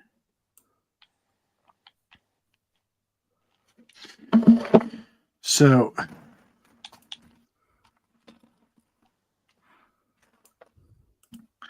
let's set myself this little challenge. I'm going to do it on my tablet, so I'm going to put it up. What are you building? So I'm going to go for this. I'll show you them. I'm going to try and build. Oh, not that. Let's go back to my like marks. And I did say I was going to give this builder a shout out. So the first one, the Inquisitor mark, is by Icarus Studios. So shout out Icarus Studios. The Bad Batch one I'm going to be doing. I actually haven't done that yet, so I'm not shouting that out yet because I haven't done it. Oh, you're doing a Bad Batch one? Yeah, this is the Bad Batch one I want to do. I'll flash it up now, wait a sec. Yeah. So using the Bad Batch shuttle and making this Arc 170. You see it? Oh, yeah. That's nice. Like it's apart from the cockpits, it actually looks strong. It's actually 3 cockpits though. That's pretty Girthy cool. Boy. But it's yeah. So I'm going to give that one a go. Again, though, I do like the Bad Batch shuttle, so I don't think this one will be permanent. But it's definitely worth a go. Like I said, it's just something different to do without breaking open new sets until I got someone to put them. So there's that. I'm sure I liked the Arc. It's just not on the list for whatever reason. Let me just refresh this, see if that helps. No, it must not. For some reason, they don't go on in the order you add them, which is kind of weird. Oh, there it is. So I'm going to be building this. So I will give a shout out to the Bricked Cave, who designed this one. They're charging €250. So I almost feel like scummy by not paying that. I've never paid for instructions. I can see why people do it. Yeah, I think I've done it once. So I built because it's not just Star Wars stuff on here. I'll show you what I built. I got quite a few stuff for Bluestone off Rebrickable. Yeah. Oh, it's great for all sorts. I mean, obviously I've got Star Wars in here, but I've got stuff in here that I mean, some of this stuff in here is like this. I've built this Cyclone Raider using the older TIE fighter. Oh yeah, the small scale TIE fighter that came out, which I thought, it's not particularly great looking. And yeah. I'm not even a fan of. Is it Babylon 5? No, it's not Babylon 5. Battlestar Galactica. I'm not a fan of Battlestar Galactica, but I actually like the look of this ship, so I built Yeah, that. that looks nice. So that's it around this one. Where this is a Star Wars ship. It's not based on anything. Oh, it's been removed, hasn't it? Yeah, I forgot about this. So I've got this ship. You can only see a small version of it because it's been removed or disabled. The guy who designed this, I was friends with him in the Facebook group, and he wanted somebody to build this, so I volunteered. So he sent me the instructions for free, even though he's charging for them, and I built it. But I swapped out the colors for black and purple, and it looks mint. So I kind of had that one essentially for free. But I'll have to try and dig that out one day. Let's see. So basically, I built some of these builds on here, not Star Wars at all, because I've put them in here to potentially build as for my fiance. So there's some sabers in here. Now this guy, Jedi Master Eels, I actually know this guy from the Facebook group we used to be in, different handle. But these sabers rebuilds are awesome. All right, so here's the crab droids. So shout out to Throne's Revenge. Look at these crab droids. Again, this is a render, but I've built these. They're really good, and there's two different types in there. There's a 6-leg and a 4-legged one. They're solid builds. They look strong. They look exactly like I would expect Lego to make. Yeah, they're so passable for what some in Lego would do themselves. And I like how he's put like reference material in here for each one of them. So there's a 4-legged one, and it just shows his version. And then the 6-legged one, there's a picture of that one as well. I didn't realize there was two types of crab droids, to be honest, but obviously he knew. So he's done one for each, and you get both in those instructions, and I think they're strong. Yeah, they're good. And free instructions. And again, you're talking look at, if you look at the parts that are in there, there's nothing in, no unusual weird looking parts in there. Like you said to me on your voice note, I bet a lot of people have got them parts knocking about anyway, or some of them. Most of these parts I just add in my kind of spares. Because these are kind of a lot of these are things they give you as spares, like these 1x1 tiles. It's relatively easy to get hold of everything in there. So, the cost of that was almost nothing for such a good, especially if you're building a scene. If you're doing an Utapau scene, I should shed. Oh, no, I guess, no, he's doing Geonosis, isn't he? I was going to say I should shout that to True Squadron. He probably knows anyway, so it's, kind of don't make sense. But anybody who's building a mock like that of, perhaps an Utapau build or something like that, got to have them in there. And I know M&R is selling a version of these. Is it? You said. But I don't think, personally, I saw the ones he built, and they are good, but I don't think they're as good as these ones. And for us, they're not going to be as cheap to order in. So not worth it. Is it for us? No, absolutely. So that's Throne's Revenge. So shout out Throne's Revenge. And what else? Yeah, so there's quite a few in here I've actually done. I've done this Pua.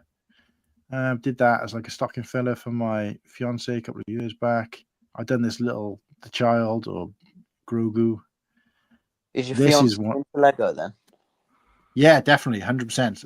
Probably as much as I am. That's great. But obviously not Star Wars. More Disney and that kind of thing. She's got a few of the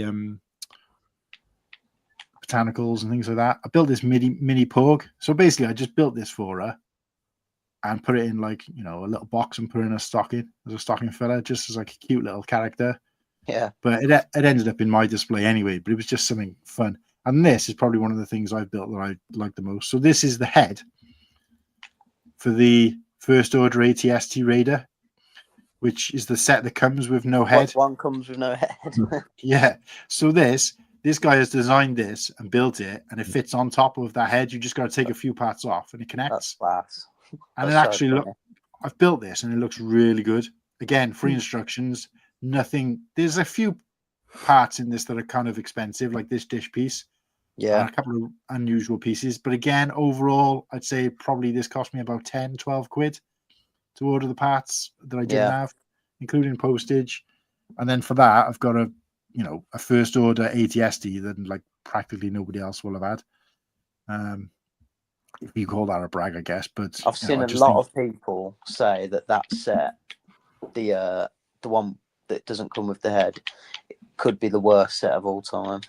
yeah, and this is why I say I argue against that, because yeah, in itself it is a crap set, but when you can learn to do something with it like this, because I haven't seen a mock on here for the legs, so, and the legs are different to a normal one. They have kind of first ordered it where it is slightly kind of more. It does. You can tell it's an ATSD head, but if you look at this compared to a prequels version or an original trilogy version, so you say, there is a lot of differences. Yeah. But it matches up with, if you look at the ATM6, you know, the big sort of guerrilla walker type thing they use in Last Jedi, where it looks like you could tell it's an AT-AT, but it's like an updated version to match the kind of first order style. This does the same thing. So it kind of, he's got the aesthetic down pat. And obviously the legs are already like that because the legs look slightly different to a normal ATST legs if you looked up and close. And so yeah, so there's that. This I've built as well, this lightsaber, which I think is really good. There's quite a few in here actually that are quite good, but I just want to show you the one that I built. I tried to do what I'm about to do now and build it without instructions, just by looking at pictures. And in the end, I just gave up and I was like, no, I'm gonna have to buy the instructions because I couldn't do it. I can't find it. Oh, there you go. There's the Bosk's Houndstooth. It's literally the first one I ever put in. But I can't see it in here now. It was, oh, there he is. So this Yoshi I built, but Kirsty's a huge fan of black Yoshi. So you can get variants of the color. When you play Mario Kart, you can have him in black. So I basically built this and just swapped out all the green parts for black. Built it for her. And I built it just using, because there's quite a few pictures on here. Oh, actually, no, there's not. There was a few pictures on here. You must have taken them down. And from that, I was able to like build most of it, but I really struggled with the nose part and I just couldn't get it right. And because I'd already ordered the parts and I was building it as a present for her, in the end, I just had to go, I'll have to, like, they're appearing as free here because it says you've purchased them. But for anybody else, you would have to buy. But yeah, so it's like, so I ended up paying. It was only a few quid, but I ended up paying, which is kind of frustrating, just to work out how to do that nose piece. But yeah, so that was one that kind of threw me out a little bit. So shout out to that build. You can have a go though. I'm useless when it comes to trying to copy something. I really have not got a knack for it. Well, we're going to see now when I eventually start building this if I can still do it. But this is the only thing I'm going to quickly throw up. This is from the parts from the Y-wing, the one that came out for Rogue One, or the Rogue One. Is that a play? That's the play scale one, isn't it? Yeah. Now this looks like a lot of parts. I'm not really bothered about all these kind of ships and these rugby posts on the floor, but I like this kind of. It kind of looks like that RoboCop tank thing. On the left. I can't really zoom in very well on this, but that looks awesome. I just want to be able to build that. And I've been looking at it and thinking, right, could I eliminate the parts from what I can see in here and be able to work out how to build this? But for $3, which is like what, £2, I think I'm just gonna buy it just to build this because I think that looks really good. But again, it's annoying because I actually like that version of the Y-Wing. It's the only version I've got. So it's like why are all the best mocks from the best sets, you know? So yeah. But anyway, let's see if I can find this again, and we'll do it. We'll have a go build it. So once again, shout out to the guy who designed this set, because I'm about to basically rip off your. I'm sure these things keep mixing themselves up. It should just appear in the top because it's the most recent one I've added. I don't know why I don't. Where the hell's it gone?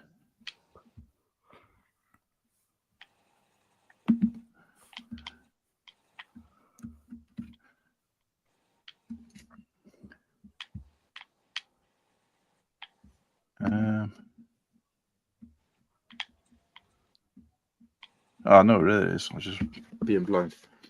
So yeah, so shout out to the Brick Cave. about to do this. I'm not gonna do it off this screen. I'm gonna do it off my tablet. So I'll get rid of this for now. And we'll see what's going on in the chat just briefly. True Squadrons Mark is great. Yeah, I was thinking it was due to power for a second, but it's not. General Tron's Bricks. How's it going, mate? Crimson Toaster, how are we doing? Crimson Toaster, what a name. Yeah, am I missing something? Because everybody who says his name says, wow, what a name. And I'm like, is there a reference I'm not getting? Or is it just cool? I don't know it as a reference. It's just cool, isn't it? Sounds cool. Yeah, well, I thought maybe it was a reference to something I hadn't seen, because that seems to happen. So going up, those hilts, they look delicious. That's sick. I'm not sure what you're referring to there, Cooper, or anyone doing an army build at the moment. Right, that's as far as I got. I'm not sure which one of you guys, because I went through quite a lot. The head. Again, I don't know what you got. Oh, the head, yeah, from the Walker, yeah. It actually looks really good. It's in a box over there, but I'm still not supposed to be lifting, and it's about 3 boxes down, and all the boxes on top of it are Lego. So if I try to lift them, I'm going to end up back in hospital. So, are you back at work properly now? Well, I did a part-time week this week.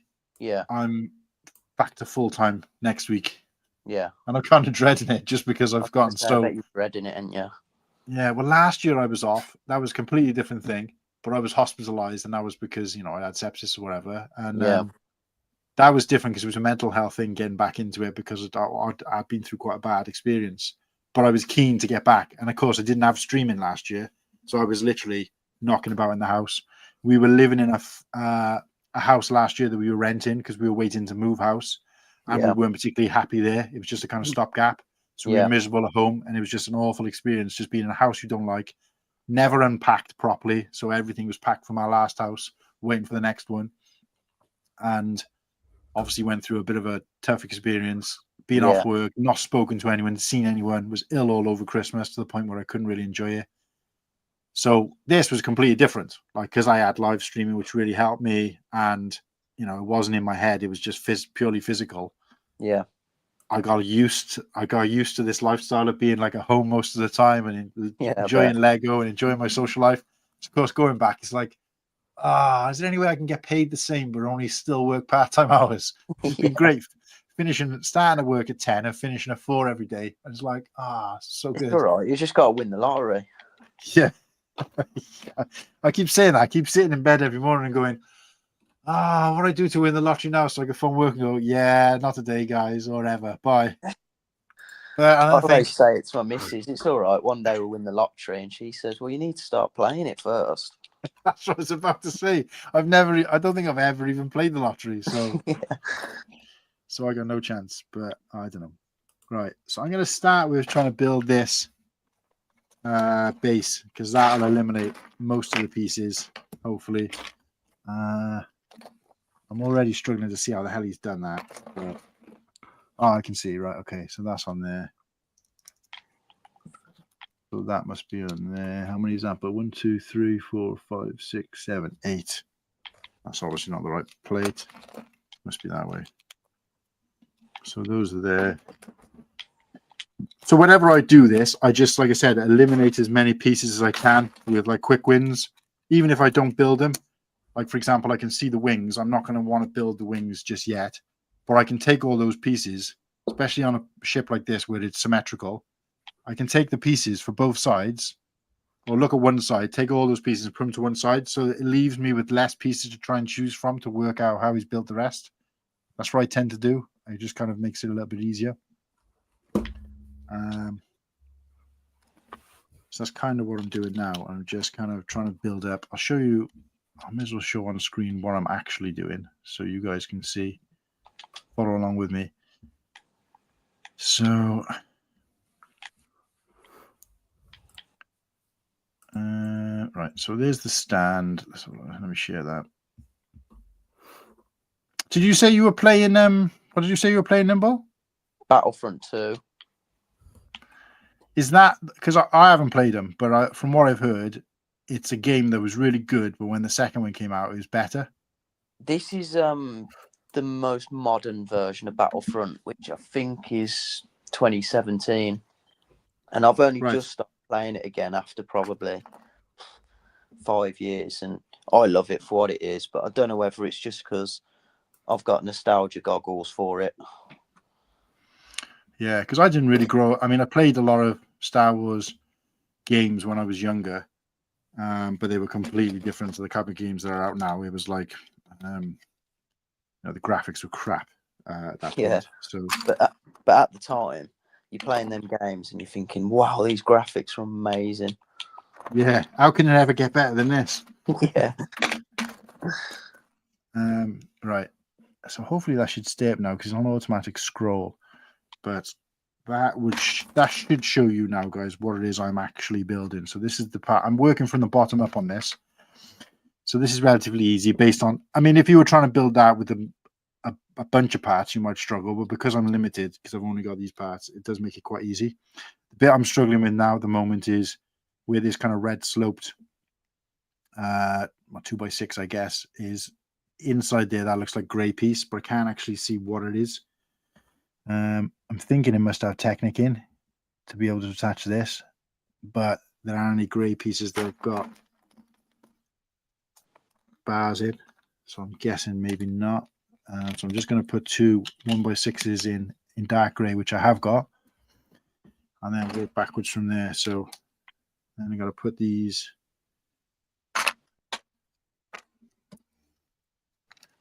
So I'm kind of doing, just make sure you can see me. So I'm kind of doing like this, just building it out and trying to copy and replicate that as best I can. Yeah. What I'm seeing on the screen. So there's that there, like that. And that looks like white blocks. They could be anything. Oh, it's a pain in the ass that it keeps scrolling across. Maybe that's how they get you. I think I got to stay clicked onto it. If it just stay there, right? Yeah. Right. Looks like, what's that part in there?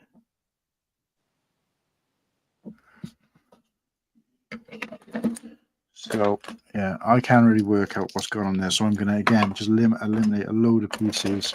Those white blocks and smooth parts are relatively easy. I can see that looks like two of those. Yeah, because I think when we did the Rate Your Battle Packs episode a while back, I put in the Battlefront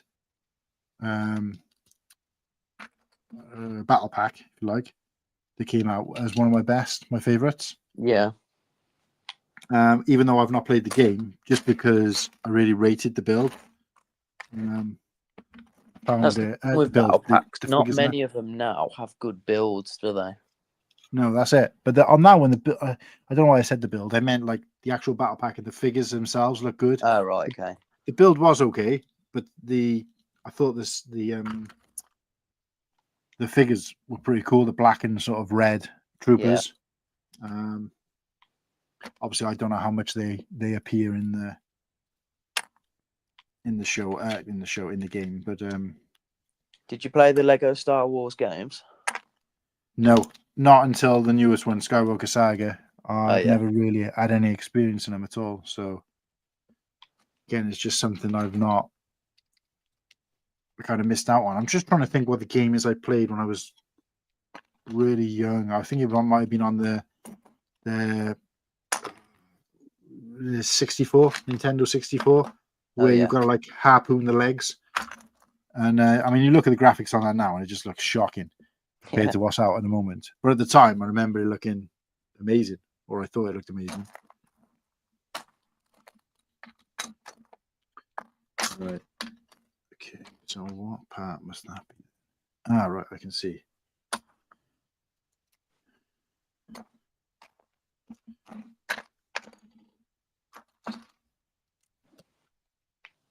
Right.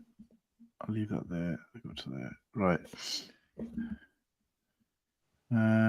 General Tron. What are you saying, mate? So look.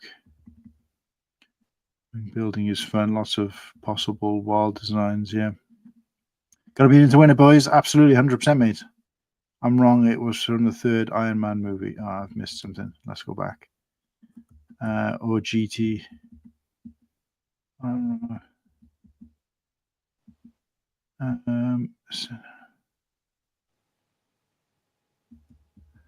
Wing builders, you know the scene where Mandarin drives a flamethrower car. Ah, right, okay. He's making reference to something in Marvel, I'm guessing. That ship was almost a Star Wars pirate. Yeah, I think that's what it's supposed to look like a pirate snub fighter. Yeah, with the wings and stuff. It's quite a good design, I think. Not a huge Star Wars fan. My childhood was all 70s and 80s Kento. I was a fan of 85, 95 when like Star Wars were very uncool. 100% with you there, but Chop. I was the same generation. I remember being a Star Wars fan in school and basically again, absolutely mercilessly bullied for it. Like, and even when I first started work, and it turned out there was a good friend, still a good friend now, but a friend of mine who was really into Star Wars as well. Nothing Lego because obviously it didn't exist at this point. Started work, my first job, and there was a guy there who was a little bit older than me, but he was massive into Star Wars. Was finally able to talk to somebody as an adult, or I was like 17 at the time, but like adults, if you like, who could talk about talk about Star Wars and really enjoy it. And then when I was going to like conventions and stuff with him, because he had nobody to go with, and I was kind of just getting into that thing, so we went to go on a couple of conventions where I got to meet like Kenny Baker, who was R2D2, got to meet Jeremy Bullock, who was Boba Fett, back in the mid-90s. And then obviously there was talk of the new film. But every time we were talking about it, like even in work, the rest of our colleagues would just be like taking the mick out of us. But it's lucky to have someone like a real life friend that you can talk about it with, though. Yeah. None of my mates, and like I run a football team, like a men's football team, and literally none of them, there's about 30 of us, none of them like Star Wars. Yeah. Well, I don't actually have that anymore, unfortunately, because, when I moved away, I wouldn't say I lost touch with him, but it's just, don't see him anymore or whatever. Yeah. I know he's still a big Star Wars fan, but, at the time it was great to have somebody, because I think if it hadn't been for him, I would have probably, given up and just moved on to something else. But it was nice to always have that, where we went to see the movies together.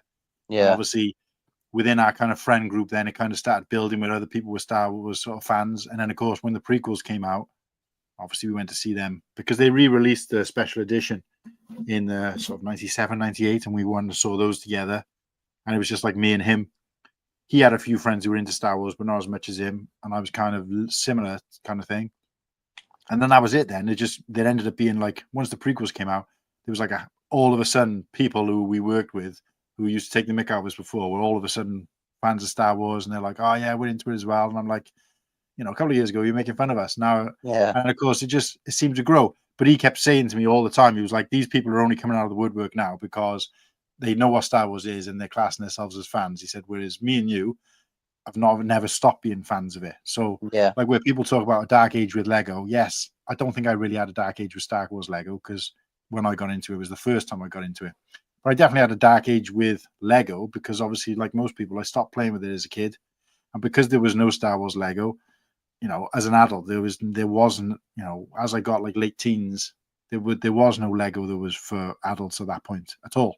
Have you been buying Lego Star Wars then since 99? No, that's what I'm saying. When I say I didn't have a dark age, most people refer to the fact that they got into it. Yeah. They started buying Lego Star Wars when they were younger, or as a kid they had it. Then they grew out of it, and then they've gotten back into it. Because there was no Lego Star Wars when I was a kid. When I got into Lego Star Wars, which was like 2015, 2016, 2017-ish time. Ah, right, okay. That was the first time I got into it, and I've never got moved away from it since. Yeah, but I did have a dark age with Lego, which I think most people would have because I had it as a kid. There was no sets for adults. So once I'd grown out of those sets, there was nothing. And then, of course, didn't get back into it until I did. But in terms of Star Wars, I never had a dark age at all because I meet a lot of people who kind of, they've always liked it, but never kind of drifted away from it. But I've always been quite an active fan of it in some shape or form. But again, there's so many Star Wars fans now that it's hard to differentiate, So I've had a dark age with Star Wars as well as Lego. It was the Mandalorian that sort of got me Oh, really? massively back into it. I mean, I was always been a fan. I never got to a point where you would say like I don't like it. I've always loved it, but just not. I'd watch the films every now and then. I hadn't even watched any of the sequels because for me, I just weren't bothered. I heard a lot of bad reviews on it, so I just weren't that bothered. And then I think when season 1 of Mandalorian come out, that got me back into everything massively. It convinced me to buy a Lego set. I can't remember which one it was now, because I loved Lego Star Wars as a kid. It was my favourite game growing up. So yeah, it was the Mandalorian that got me back into it all, which I'm thankful for. Yeah. And yeah, I don't think I'll get out of it now. I think I've hit that point. I'm old enough now to realise what I like. I'm not just going with what's popular at school and whatnot. Yeah. I'm old enough now to know what I like, and yeah, I think this hobby will stay now. I think as well. It's to me. It feels very similar to, like what happened with kind of Marvel, in a sense, because there was a time where,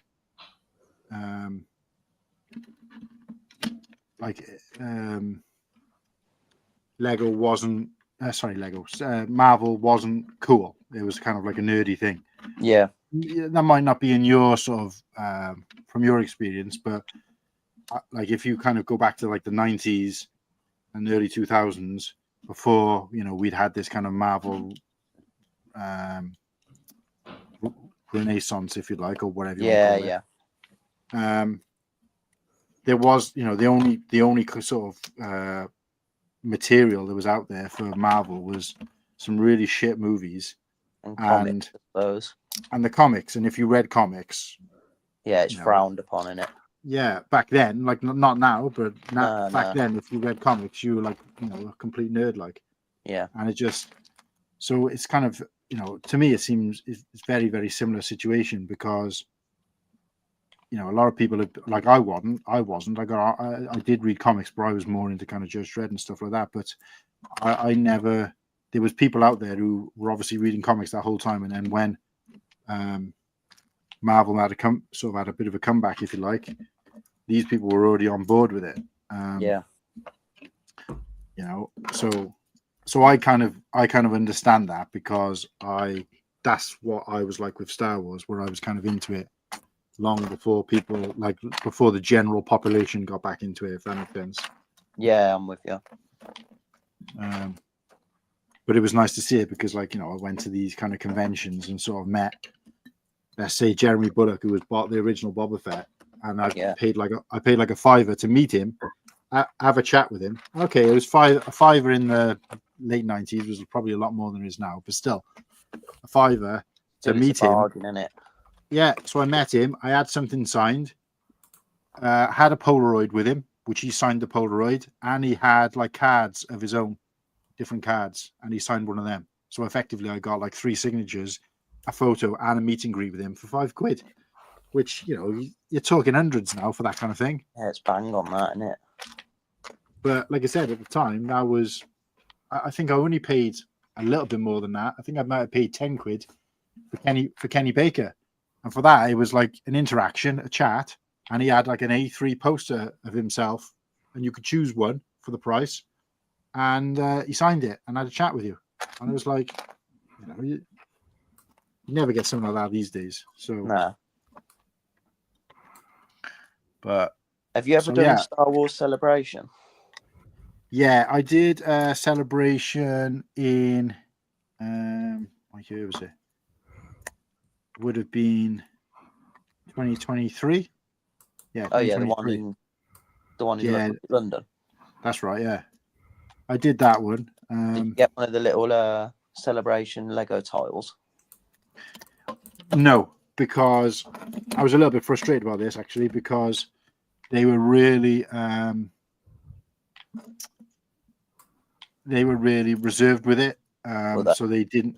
Yeah, so you had to buy a set, which obviously I expected, but there was only so many of these tiles, and they sold out, like, or they got rid of them really quickly. So the queue there was like ridiculous, and at the time I think I had all the sets that I wanted, so to me it just didn't make sense to queue up all that time. And of course we only had 1-day tickets in the end, which probably didn't help.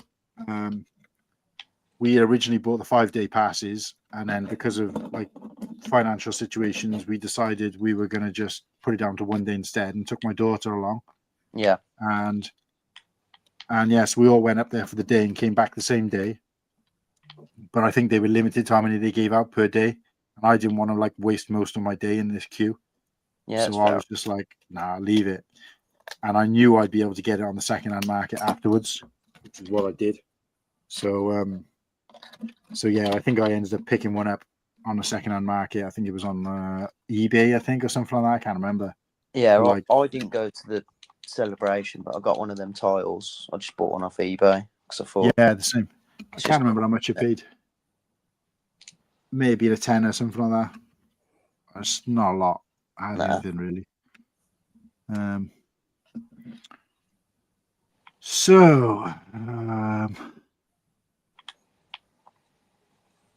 I'm trying to work out what he's done here, because this bit's a little bit. I'll show the camera. So I've kind of built this much, which kind of matches the stand, but I can't quite see where this kind of disc is. What is it? 4x4 disc at the front. I can't work out what's underneath, what he's put here. It looks like it might be 2 cheese slopes on a black plate, but there's quite a few black plates here.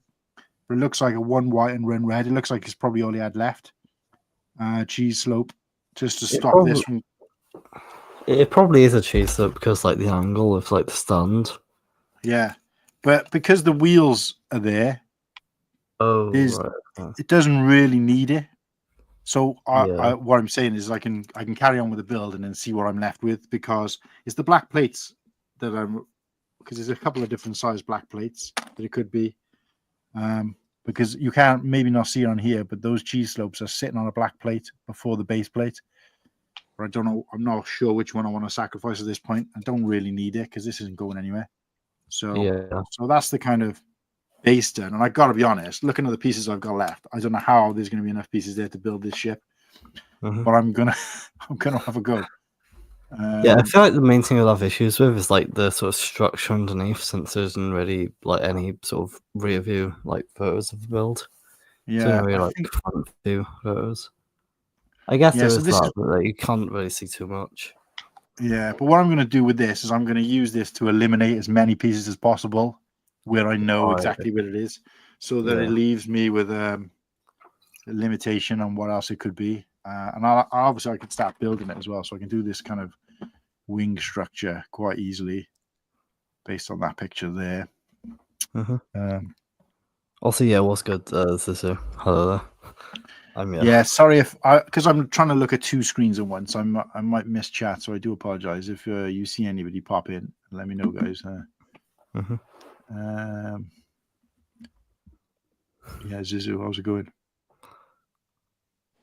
Toddler butt chop driving. I don't know where he's got that from, but oh yeah, from him playing with the sets and stuff. Yeah, hence why I hate Star Wars so much. It's been killed. Yeah. Look, I don't necessarily 100% agree with all of the sort of hate the Star Wars gets, because I think, in some cases it's not warranted. I get that it is frustrating where they've taken it, but what I don't like is when I see like, certain people being kind of what's the word? Like attacked for what they've done to Star Wars, and yet everybody's kind of quiet when something good comes out. Because it's like, choose a side kind of thing. But I think, but as fans, we have got the right to be able to say, no, this is crap. I just think it's just like negativity. It's just like any kind of just like anything in it, where people are more prone to give negative feedback than they always are to give positive feedback, which kind of frustrates me sometimes, because you just think, if you're happy to give negative feedback, that's fine, but you should also be the first person to say, right, they've done a good job there. Just to kind of level it out. But yeah, I just feel like Star Wars fans, unfortunately, are quite toxic in some ways, and they're quick to jump on the bandwagon when something's not right. But when something is good, it's like, just take it for granted. Like, yeah, that's all we deserve. So, but yeah, We're spoiled as Star Wars fans, aren't we? Because we've had such good series and movies in the past, and it's got our expectations right up, hasn't it? Yeah, absolutely. But there's still this kind of, I don't know, I just kind of bored of hearing this thing. Yeah, it just kind of, I get bored, like frustrated by hearing the same names getting thrown around, like, Kathleen Kennedy, or she's this, she's that, and it's just like, I don't know. Like, I'm not saying that I disagree as such. I'm just saying it's like, some people are a bit too passionate about it, aren't they? Yeah, just like, it's, it is what it is. Like, let's just move on from that. And not only that, but she, as much as she's behind the things that are bad, she's also behind the things that are good. And then you hear people say, no, that's not. That's Dave Filoni. That's Dave Filoni. So that's why it's good. It's like, yeah, do you really? She's in charge of the whole of Star Wars. So do you really think that she has no say in it whatsoever when something's good? Like, that's my kind of opinion. It's like, yeah, I'm not saying that, not to slate people when they've done a bad job, but I don't know. Like I said, I don't want to get too into it, but it's like, sometimes she might deserve a clap as well. But I don't know. It's just my opinion, I guess.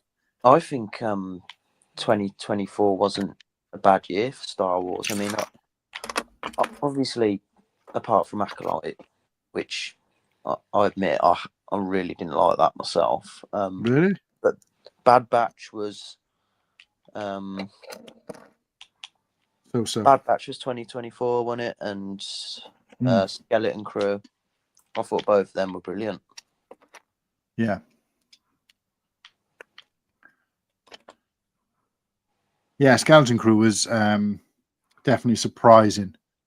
Really enjoyed Skeleton Crew. It was refreshing to not have to be as invested in the characters because they're all new. Yeah. So no, yeah, you're right. I haven't actually finished it, I'll be honest, but that's because I was watching it with my daughter, and she's like, don't watch it without me, kind of thing. Which I wouldn't do anyway. But yeah, again, I went into that show expecting it to basically be a bit crap, and I was pleasantly surprised that it wasn't. So I think the first episode was quite cheesy, and then after that, I really grew into it. But I say cheesy, it was still really good, but it was just, it's not a complaint. It's just, I thought the first episode, I thought, all right, maybe it is really a kid's show, which is fine. That's not a dig. But I love, by the end of it, I'm not going to do any spoilers. But yeah, I love the ending. Really good ending.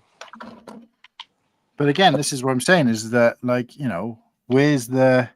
I've heard congratulations for the show being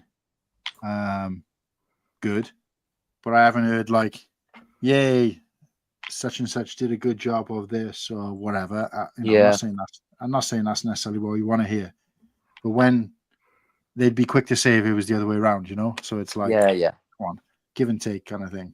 Yeah, definitely.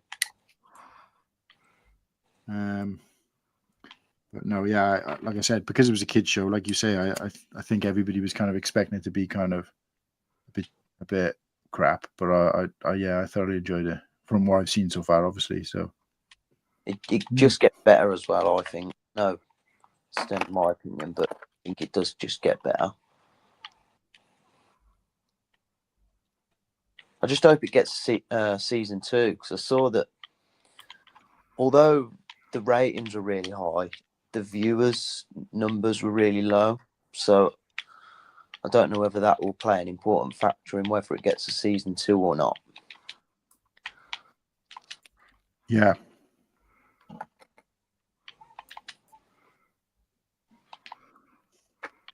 What are we expecting this year coming out? I know we've got Andor.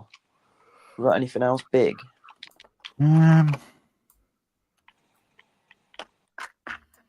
Pass. I'm not really sure, to be honest with you. Because I as much of a fan I am, I don't tend to sort of keep up with the current affairs with things. Yeah. Because I just kind of wait to see what happens a lot of the time. There was a time when I'd stay up to watch the shows. If they were on like early hours of the morning, which they tend to be to start with. So I'd stay up to watch like every episode of Ahsoka and then go to work in the morning. Really? But Fair play. because I had to see them kind of thing, when they came out. But I don't do that now. I've just thought it's not really worth it. I'm not that bothered. And again, I haven't really missed much. I think that was the difference with using when I was on Facebook, is that literally you couldn't go into that Facebook group. Yeah, you can't open it until you've watched. Yeah, because it would literally be spoiler city. Yeah. Whereas on Instagram and stuff like that, I feel like there is a bit more kind of respect for the people who haven't had a chance to watch yet. Yeah. How the hell has he done that? Oh, I see what he's done. That's weird. I've never seen that before. Right, okay. Yeah, there is some kind of really unusual building techniques. I'll just show you just this one just quick. Let me full screen myself.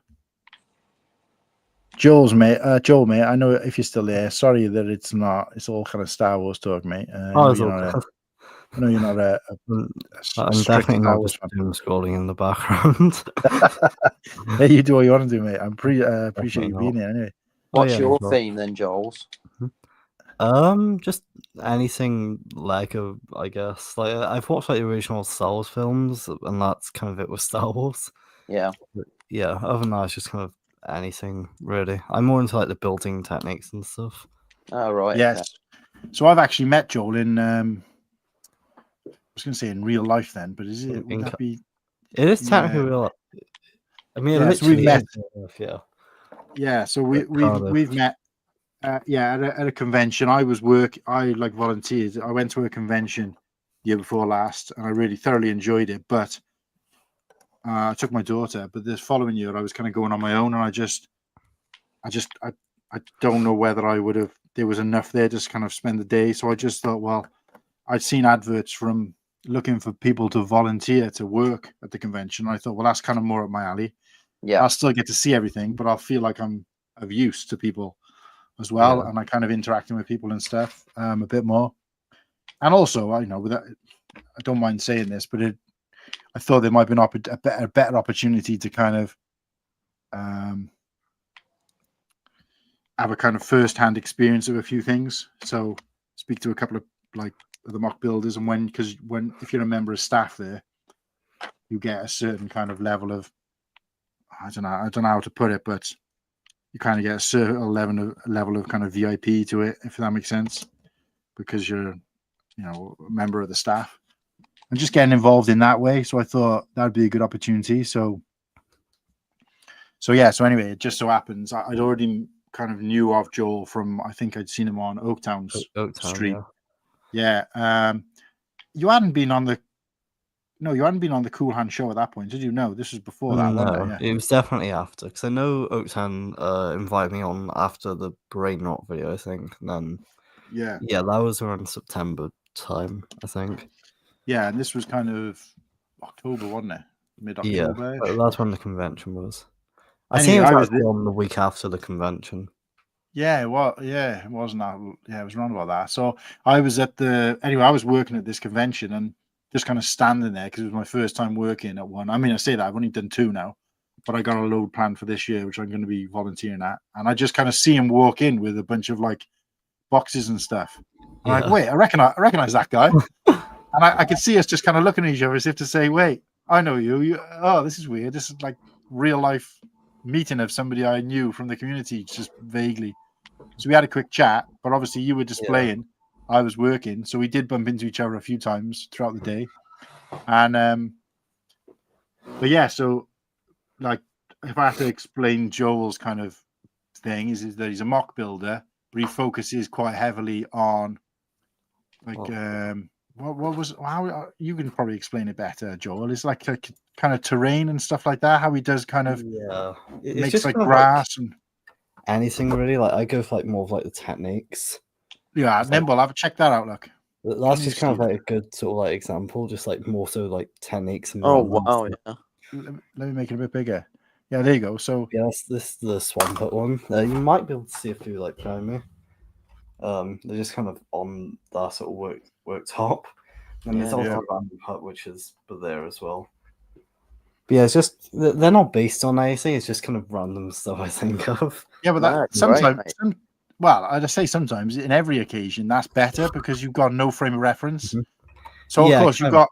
you've got more creative license, but at the same time you haven't got like you can't be judged on it if that makes sense. So Yeah, again, that's why I say it's kind of easier, kind of harder because kind nobody of. can Yeah, say, well, that doesn't look like the source material because there is no yeah. source material. I But have got seeing like those, one or two things built off like sort of source material, but yeah, well, I'll go and grab one. yeah, show us a couple, mate. Well, I'm sure the chat would love to see it. So.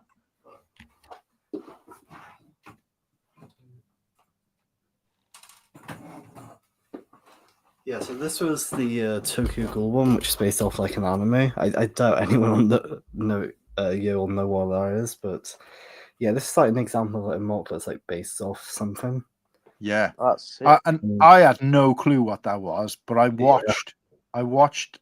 I think you actually when you were building it, you showed some in that sort of video that you Oh, made. in You the showed video. some reference material, yeah, and I was Yeah, like blown away that by how accurate you got it. Yeah, Yeah, especially thank you. that back wall with the sort of the kind of walkways and stuff that were kind of built into the back. Yeah, this was very difficult to do. I mean, the floor was like easy, but I just couldn't find the right parts. I mean, Yeah. I knew I'd have them somewhere, so it was just like kind of like a lot of digging.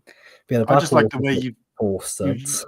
the way you That's did the literally blood it. on the floor by building in Oh some yeah, just a couple of red plates into the floor. it That was was kind really of complicated, but like kind of easy to at the same time. It's just kind of Yeah. like an sort of technique. Yeah. So yeah, no, it's good. But And yeah, the way you did that black and red sort of Mhm. paneling thing at the back, I was like, I yeah. don't even So know how I did that. It took so much like trial and error for this, but I'm no, glad I was able to like figure it out eventually. that's awesome, mate. But yeah, I think Butchop says here that Joel is good at natural looking terrain and landscape, and that's what I thought because I Yeah, saw a couple of thank your you. builds there in person, and just seeing the way you've done like the that one you just showed now, where it went from like the building, Oh right, and then yeah. you've got like kind of it's almost like kind of like a bayou type thing. It reminded me of like Mhm. I don't know, Louisiana type bayou, where it's like you've got the ramparts or whatever, and then you've got like I don't know, what do you want to call it, like the marshes and stuff underneath. The way you did all that, it's Yeah. just it's really good. You'll have to show a few more off me while I'm building this. I like your Lego room as well, Joel's, mate. Looks good. Pardon? I like your room. Looks good. Oh, thank you. Yeah, it's just kind of like my parents' conservatory that I stole 12 years ago. And then, Yeah. Looks good, mate. Yeah, I wish I had a room like that. Yeah, I don't know why they let me out of it, to be honest. Only But- child, see, mate. So you get free. Yeah. Only child privileges. But yeah, look at that. Yeah, What? that's like sort of more like landscaping and stuff. Yeah, the rock and stuff, the waterfall. What's the green on the top part? Well, I It- can't. I don't really know. It's just kind of meant to be grass. I'm not too happy about it. It looks a bit like messy at the top. No, it looks good. I'm just trying to work out how you did it though. At the top part, I can see the Oh bottom right, part. yeah. These are just kind of loosely in you. Oh right, So they're not like attached or anything. It's just kind of like a little tub that I built into it. yeah. It's just like a nice way to sort of transition from the rocks to the grass. Yeah, I like the way you've done the waterfall with the Yeah. foam. Oh yeah, thank you. Yeah, see, I wouldn't have a clue with stuff like that. See, mine's got to be like clean lines, symmetrical ships. That's about the height of my ability. But this is good. Like I said, you got to have that kind of creativity to be able to like turn something and like completely unpatterned, like Rockface, in Lego, because Lego is the complete opposite to that, because it's obviously built on a system, so everything's supposed to like fit and be. So to try and build a rock face out of it, to me, it's just like, it's like building a house out of paper. This is mainly just like slopes and like ball joint pieces, since those are great for like getting like weird angles. For example, this piece, like that's using like a ball joint technique at the bottom. Right, I see what you mean. Yeah, just kind of like a bunch of that, just kind of like mixed together, and it just kind of like fits like a jigsaw. Yeah, it did feel a bit repetitive though, with just like these sort of one by one like lines essentially. So I threw in like some bigger pieces, just like mix it up a bit. But no, it's yeah, good, this was like one of the more complex builds I've done, I'd say. Yeah, and people love that kind of stuff when you go to conventions, because there's so much you can do with that, because you can just do a mock like you've done there and have it as a nice display piece. But you can build that then into scenery as well, and then have like, so for example, you could turn that, if you were like existed in the world that we do, you could turn that and have like a couple of stormtroopers walking across the top and then across the bottom, and then all of a sudden it's become a Star Wars mock. You can make up a planet, you can make up a scenery, whatever. And do you know what I mean? So there's quite a lot of uses for that kind of thing. Yeah. But to be able to build just the scenery in the first place is where the talent is. So yeah, because like I wanted to say something, I probably wouldn't say it. But yeah, thank you. Wow, what you mean? What were we going to say? I was going to say something, but like a lot of Star Wars mocks I sort of see just feels like minifigures on base plates, but I realized how offensive that sounds. Yeah, no, you're right. You're right, though, mate. That's what I'm saying. That's why the best builders out there are people who can do what you do and connect it in some way to Star Wars like lore. But I don't think you necessarily have to even do that. You can. It doesn't have to be like a planet that we know of. It can be like anything. From like the sort of Star Wars that I've watched, like I've thought about building a Star Wars mock. It's just like from like the source material I've watched, like it looks way too big to actually build. Yeah. From like the ships and like the planets and stuff. Yeah, it's quite a like a rich lore as well to it. So if that's where I think is the limitation on building something that actually exists, is that you've got to get it right. Yeah. Otherwise, your balls in your app kind of thing. So yeah. What have you done there? I'm very 50-50 on if I should like showcase one that I've been working on. Yeah, go for it, mate. 'Cause why not? Yeah, go on, mate. Right, so it's not quite done yet, but it's essentially just like a basketball court. Yeah, which is like a little outdoor one. It's just meant to be like a simple like extra build for like conventions. And yeah, basketball can just kind of go there. That's awesome. The only reason I've got that there is because like there's this awkward little gap that I just can't fit in. So right, yeah. Realize like a bar will just perfectly go there. People don't have to know that. They can, as far as they're concerned, because if they were trying to build that, they probably wouldn't be able to work out how to do it. So yeah. So for now, it's just like a part of the design. No, that's good, mate. Fair play. Yeah, that's one I've been sort of working on.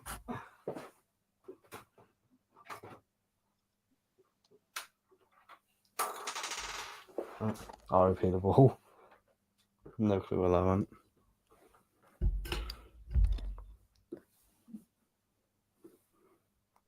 I feel like I have to do something, yeah.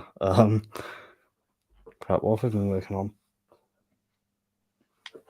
Oh, if you want me to take you off full screen, mate, I will. Alright, Wait, no, if you want to carry on showing stuff off. Mercury is a brickhead.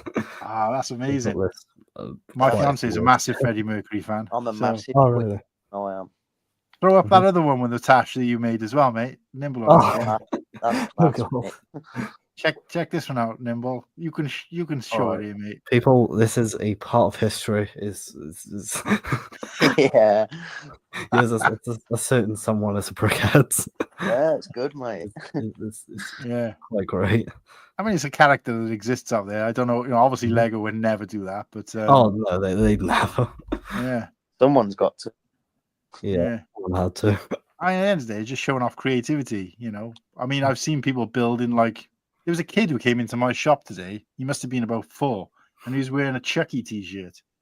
And I was like, I said, and he was, and the mum's like, oh yeah, he loves watching it. It's his favorite film. And I'm like, well, he shouldn't be watching it.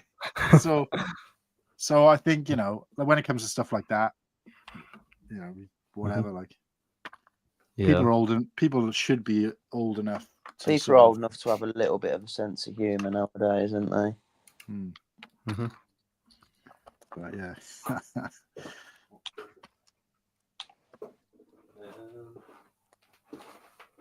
Are you doing any conventions this year, Corhan? Yeah, I'm doing Brickworld, but yeah, I can do Brickworld, and there's the same company that I volunteer for. They do one in Cardiff. One.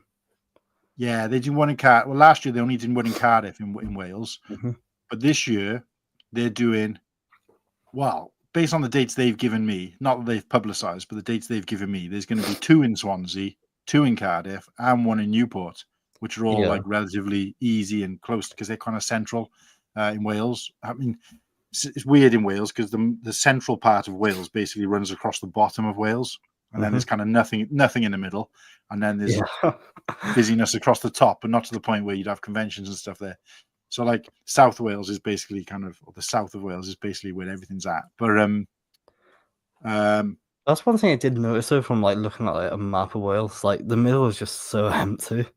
It's all mountains, isn't it? So it's just like it's like we're living on a big arch where it's kind of weird. But so basically Swansea. So the dates they've given me is 2 in Swansea. So there's a Swansea and a Cardiff one round about the same time as Brickworld. Somewhere I want to say like Mayish time. And then there's a Newport one around that time as well. And then later in the year, October, there's another Swansea and Cardiff one, they're telling me. But again, they haven't publicised those dates, so I'm not 100% sure. But the Cardiff one is normally around about October. So that means effectively, if all the dates they've given me are 100%, I will have worked and been to 5 conventions relatively close to me this year, as well as Brickworld. So that'll be 6. So that's quite exciting. But I'll probably end up going to all the ones in Wales as well, just because. Oh, there you go, mate. So yeah, well, if you're not if you're there on your Todd or wherever, we'll have to meet up and grab a drink or something. Oh yeah, for every time. Sort something out anyway. But the Newport one I am kind of 50-50 on because it's literally like the next day after my cousin's wedding. So right. I'll have to try and wake up early. Yeah, not only that, but Newport's a bit of a freaking hole as well, isn't it? Yeah. It's not the nicest especially place. in like the town. Shout out to Newport. Like most of my family's from there, so no disrespect to people from Newport, but it's not the nicest place in the world. But, no. Although I haven't been there like too much, so I definitely want to like explore Newport, but just sort of see what's down there. Yeah, no, don't bother, mate. there's nothing there worth talking about. I mean, even people from Newport tell you that. So that's not like a knock at it necessarily, but yeah, it's a dump. How the hell has he done that? It's the pub. It's just kind of a. Let's have a look. I don't think I've seen this one properly before. Yeah, because you've got like a pool table and everything. Yeah, I'll be honest. My favorite part is definitely the seat. Yeah, like the seat, the screen, the arcade machine, the bar. Well, it's meant to be a gambling machine, but okay. Yeah, same I guess we thing. can call it an arcade. Even the pumps, like, what's on tap? Yeah. No, that's good, man. I like that. I like how we've done the floor as well to make it look like a proper pub floor. Thank you. If I could go back and change it, I'd probably add like a bit of color to the walls. It does feel a bit too much like brown and beige. Yeah, no, it's it looks a little bit like a pub near to me, which is also a bit of a dive. But the walls are all kind of like that, whereas all like different different types of wallpaper, like over the years where they've like put posters up and God knows what else. So it does give that kind of local pub feel. Yeah. I like it. I like how you've done the bar as well, where it's got that kind of yeah. like those curved That'd be pieces cool. and stuff. Thank Yeah, you. it reminds me of places I went, like local sort of, what do you call them? Like Labour clubs and Conservative clubs and stuff that we've all got in our local Yeah. towns. And they got those kind Yeah. of brown wood bars. Mhm. Yeah. But you should know what one of those looks like, mate. I used to like kickboxing in the back of a pub, so that's my excuse. Yeah, I won't tell anyone, mate. Don't worry. Yeah.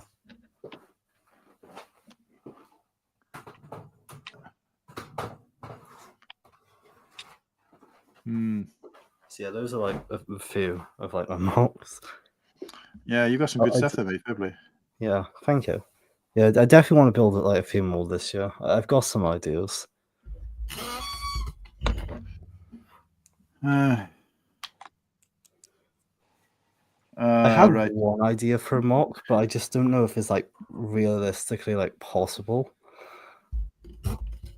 I pretty much wanted to grab like 5 or 6 like 48 by 48 base plates and just sort of lay them down. Add like a massive frame around it and make like a sort of 6-part series where pretty much like the viewers can like comment stuff I should build within the space. Yeah, that's a good idea, mate. I mean, to be honest with you, it's quite hard to stand out in this community because everybody's kind of everybody's already done everything you want to do. I was talking to Nimble a little bit about this recently, and it's just like it's hard to stay kind of, I wouldn't say relevant, but stay like original. Right. Yeah. You know, nobody's ever. This is again why I've done this because I'm not saying there's nobody who's done this. I'm not trying to say I'm breaking ground here, but I haven't seen anybody who's kind of showcased like doing mocks from Rebrickable on a stream and like kind of challenge building themselves. So again, I'm doing this because it is something I would genuinely do. I'm not doing it just for content. It is something I was planning to do tonight, regardless, right? And you can believe that or not. And obviously, I've demonstrated one that I did do, and obviously didn't film. You know what I mean? So there's quite a lot of work on into that for something I've wasn't planning to do, if that makes sense. But so that is more like I'm going to do it anyway. Let's just see. And like I said, there's probably other people out there who've done it, but just trying to do something that's a little bit different, kind of, to appeal to people, a little bit. But I've just noticed here now, the butt shop said, Joel, I would really like to show you some of my mocks. I think you'd appreciate them. If I'd seen that sooner, I would have said, yeah, butt shop, let me send you the link and you can come on and show them. But yeah, I don't know what's happened with butt shop, but Suzu, is there somewhere I'm supposed to be? And then all of a sudden he's just put, okay, piss off wankers, gotta go. Filthy lucrers. I'm not sure what he's on about that. Yeah, but Chop, I don't know if you're still there, but yeah, just like sort of mash me like on Instagram. Well, I'd be interested in seeing them. Best mock, 100 clones on a best plate.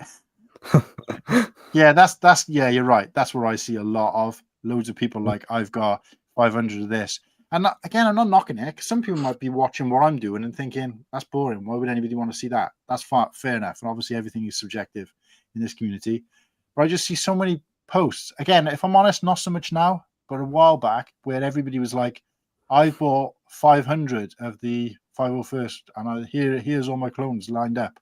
And I'm like, great. Now what? It's like, what next? So what are you doing with those now? Do you see what I mean? And it's like, I don't understand. Okay, with all Lego sets, to something like with this, for example, I've built this, and I was just going to sit there. Right? So it's not doing anything. I'm obviously not playing with it, and it's just sat there on display for nobody to see because nobody comes around my house and sees my display. So I get it, right? I'm kind of preaching to the choir a little bit. But when it comes to just eons and eons of the same thing, which demonstrates that you've spent lots of money, which I wish I had, in fairness, but lots of money on the exact same thing, just to kind of line up the figs. I don't know. I understand the people who want to make mocks and they buy loads so they could, but just to kind of just stand them on a base plate, just to say, look, I've got 1,000 of these figs. Yeah. What Muttley did is perfect. He's got those half troopers. Yeah, he might have had them bagged up for years, doing nothing with them, or even on a base plate for years. But he's now done a mock and he's put him in there, and he's like, wow. And I just feel like that's creativity. But going out and buying a load of stuff just to stick on a base plate, where's the creativity in that? Yeah. You know? But I again, feel are we? where it comes from with that. I don't know. That's the bit I kind of struggle with when I look at content. Again, that's only my opinion of other people's content. Like, I was quite interested in what Nimble's been doing, where he wants to work on building up a droid. It's like army, if you like, but he's not just lining up mountains and mountains of droids just to stand next to each other. He's actually doing, like, he's getting the ships in there. He's trying to get a variety of different droids. He's trying to, build a kind of scenery. And the same with when he did Bluestone. It was more like visiting like a map of a town kind of thing, as opposed to just lines and lines of, I don't know. Am I on my own thinking that? I don't know. Maybe No, it's like anyone with money can do what you're talking about. Can just get a base plate and put figs and figs and figs and figs. It's not creative, is it? No. I mean, it's not. It is literally anyone with a good budget could do that. You're not doing. People who are doing that aren't doing something which is like groundbreaking. And like you say, you could probably type that in on the search bar on YouTube, and there's probably hundreds of other videos of other people doing it anyway. Yeah. So for you to stand out and add something interesting, you need to sort of break the mold a bit and do something that's out of the norm. Yeah. Yeah, no, that's right. I don't know. I do get kind of, fatigued by it a little bit, seeing the same stuff over and over again in the community. But again, each to their own.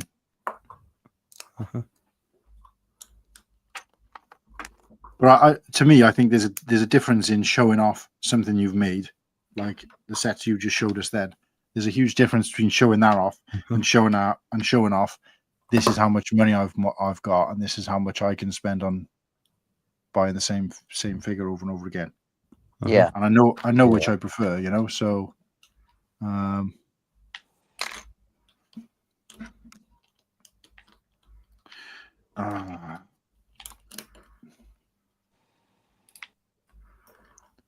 Gotta say though, I'm really struggling with this. I've built I feel like I've built loads of pieces, so I've got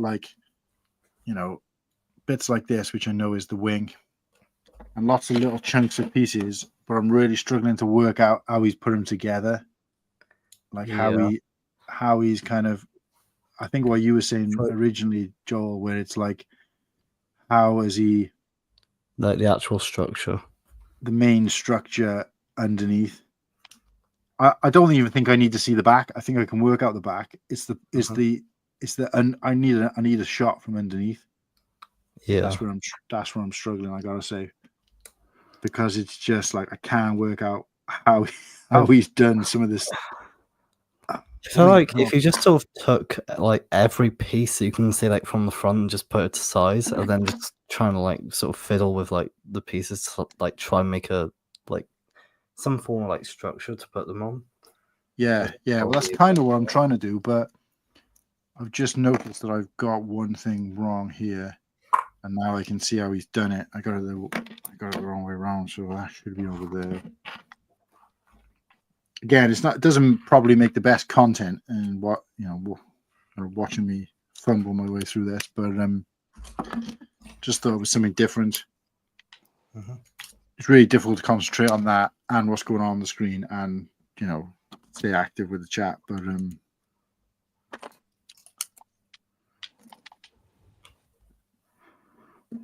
right, so that's that. Those are there.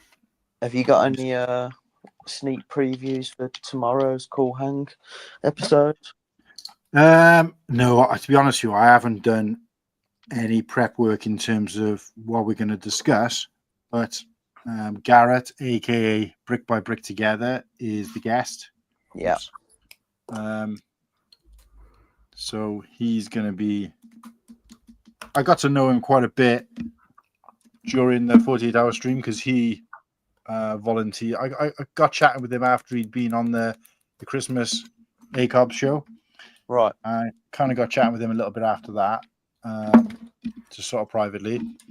And then, when else did I see him? I might have been on Ostif's 48-hour stream, I think, maybe. And then I got chatting with him and he put his name forward to be quite heavily involved in the 48-hour stream that we did. Yeah. So he did like a couple of sessions in there, which was good because obviously it helped me out. And I ended up, I think, on one of the I think it was his. I jumped onto his, and there was quite a few people. Just happened to be peak time, I think, where quite a few people jumped on. And that particular stream, he was doing or I was doing, and he was with me. I can't remember which way it was. Just seemed to be like the chat was going off. We were having a laugh. We were all genuinely like having a good time and enjoying each other's company, kind of thing. And for whatever reason, it was just like a really enjoyable part of the stream. Because I was at the point where I was thinking, right, this is going to start getting tedious for people now. But it, that kind of lifted me back up a little bit. And after that, then we just stayed in touch. I guess just like any of the rest of the people I've, you two and anybody else. So I just said to him, look, do you want to be on the show? And he was like, yeah, no worries. So, but yeah. I bet you got a long list of guests now, haven't you? Well, yeah, because I it's nice to be in a position where I've had people asking me to be on the show as well, which is nice. It's kind of humbling when you have people reaching out to you and saying, "Oh, can I be on the show one time?" I'm like, "Yeah, of course," but I'm really conscious of the fact that I want to be able to. There's two avenues to it. The first one is like with yourself, the barrier had been broken down because I think you'd popped on a stream before. No, sorry. Yeah. So we kind of run into each other, but there was kind of like, there's a barrier already broken down. The same now with Garrett, aka Brick by Brick Together. The barrier's kind of been broken down a little bit. So I feel comfortable having him on the show and he knows what to expect. Yeah. Whereas when you have people on the show who I only know through like their show, for example, then it's a little bit different because they don't know necessarily what there is they're coming into. They might not have watched the show. Yeah.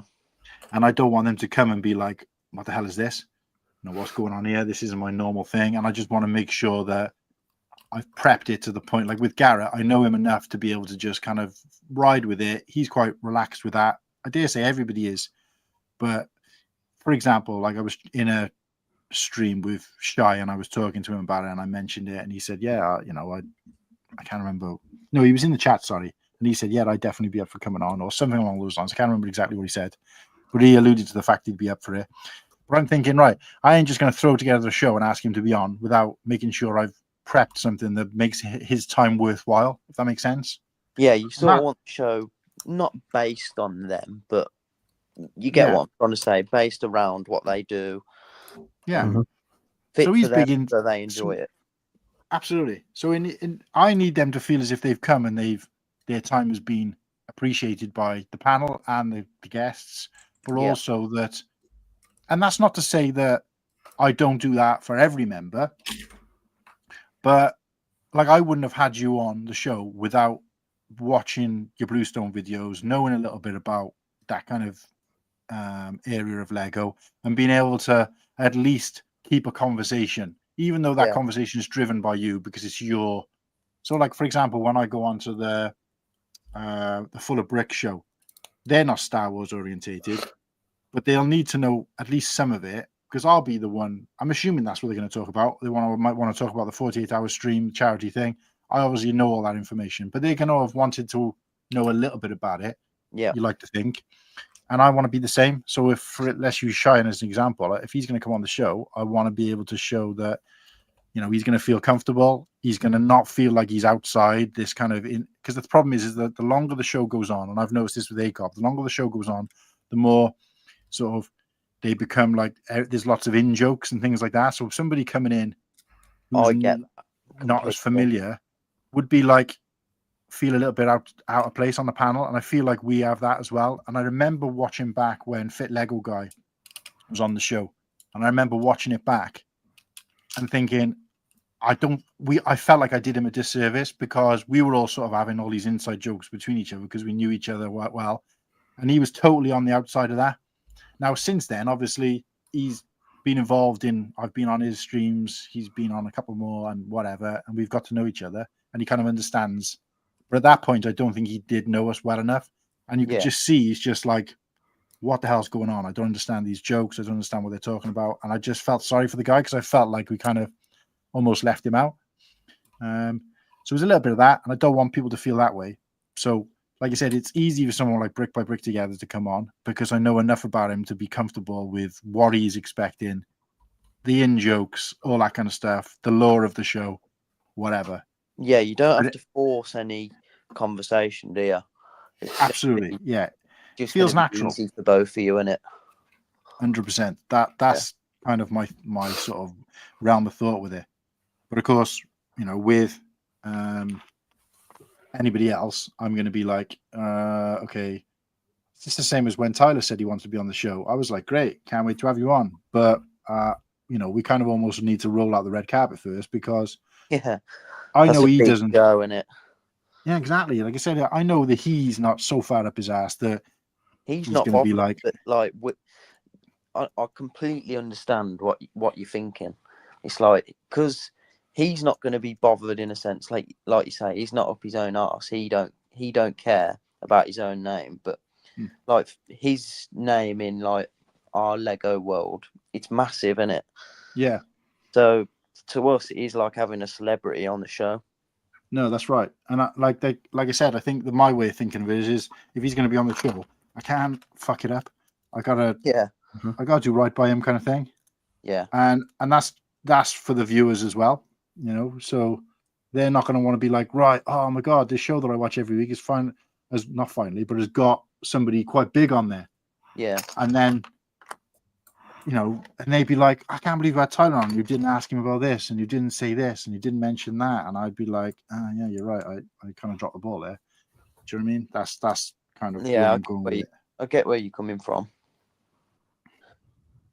But that's the beauty of having your own show. It's all up to you, isn't it? It will pan out exactly how you want it to. Yeah. Don't do anything you don't want to do. Mm-hmm.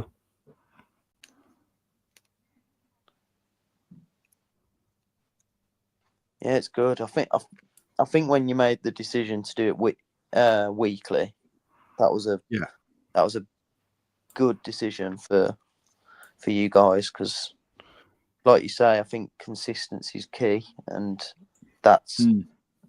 I'm only speaking for me personally. I always look forward to it now. I know every Sunday, 7:00 ish. Put the little one to bed, and then I can just chill out on the cool hang show, ready for work the next day. Do you know what I mean? Mm-hmm. No, yeah, and I appreciate that, mate. It is good. Like I said, I think I mentioned it earlier that it's like it's nice. I would rather have a small group of the same people riding through, than. And of course, obviously, if that grows to more people, then great. No, that's great too. But I'd rather have a small sort of group of like real fans, yeah, fans, right? Yeah, 100%. Who are just kind of there every week. Then it is actually really sort of like exciting though, like especially like the internet now, because like but before, like on the weekend, like you just like throw on like wherever's on like the telly, so it'd be like Andex, like Saturday Night Take, wherever, Britain's Got Talent, like just like a bunch of like sort of shows like on like ITV or BBC, and now like I don't know, it's just really fun that like we can actually like make our own, but like for like a very sort of niche like community. No, that's right. Yeah, no, it's a good point, mate. You can watch exactly what you want to watch nowadays, can't you? Pretty much, yeah. You're not forced to stick to a Saturday night TV guide. Yeah. Which is great, yeah. No, that's it. Right, both. I'm going to have to love and leave you. I think I've got to get all my bags ready for football in the morning. No, you carry on, mate. I appreciate it. To be honest with you, I'm looking at the time. It's coming up to time. Did I start? I didn't realize it was this late. Oh my god. Yeah. Well, my battery's dying on my tablet, and I've hit a wall with this now because I'm really struggling to focus on that and the chat, and I don't feel like Yeah. it's visually it's not much to look at. So I'm going to try and carry on doing it for a little bit, but my battery's going to die, and I've got to go downstairs to get a charge. It's probably not worth it, but all I can say is, Yeah, I might hop off soon because I didn't realize how late it got. yeah, like I said, it's going on 3 hours, and I didn't expect it to be this long. So it was almost the length of a normal show, but no, I appreciate you being there, guys, both of you. Like I said, when you're ready to go, you just go. But I really, really appreciate just having somebody else to bounce off, because it does get kind of tedious when you feel like you're just talking to yourself. Mugsy lad, how's it going, mate? Number one fan. Holding Slurpee captive. Oh man, that's why he's not here. Yeah, I'm gonna shoot, boys. But Joel's nice to speak to you, buddy. Yeah, nice to meet you as well. And cool, Han. I'll catch you on the show tomorrow. I'll be in and around the chat, mate. So yeah, thanks great for stuff. having me on. Yeah, no worries, mate. Thanks. Anytime. Have a good one, boys. Yeah, take care. Yeah, Ta-ra. yeah. See ya. Yeah, it ain't the same unless Nimble says ta-ra. It's probably the most British way of saying goodbye. Yeah. I don't know who the Brown Miro question talk bubble is, but welcome along. I don't. Oh, he's been here for about 11 minutes if he's still here. But apologies, we didn't see you sooner. It's not that kind of stream tonight. I've just really not been looking. What does it take to on the show? Well, first of all, the Brown Miru, if I'm saying that right. Apologies if I've just butchered that. So the show that they were referring to is the normal talk show that we have on a Sunday. There is a guest list in terms of like people in the backlog who are waiting, but generally I've only invited people on who we've got to know through the community, either in person or in other streams, or because I'm quite familiar with their content and I've invited them on. At this point, obviously, if you're kind of talking on behalf of yourself, which I assume you are, then yeah, by all means, love to have you on the show one day. But obviously, there is a bit of a list of people who I would naturally have on prior to yourself.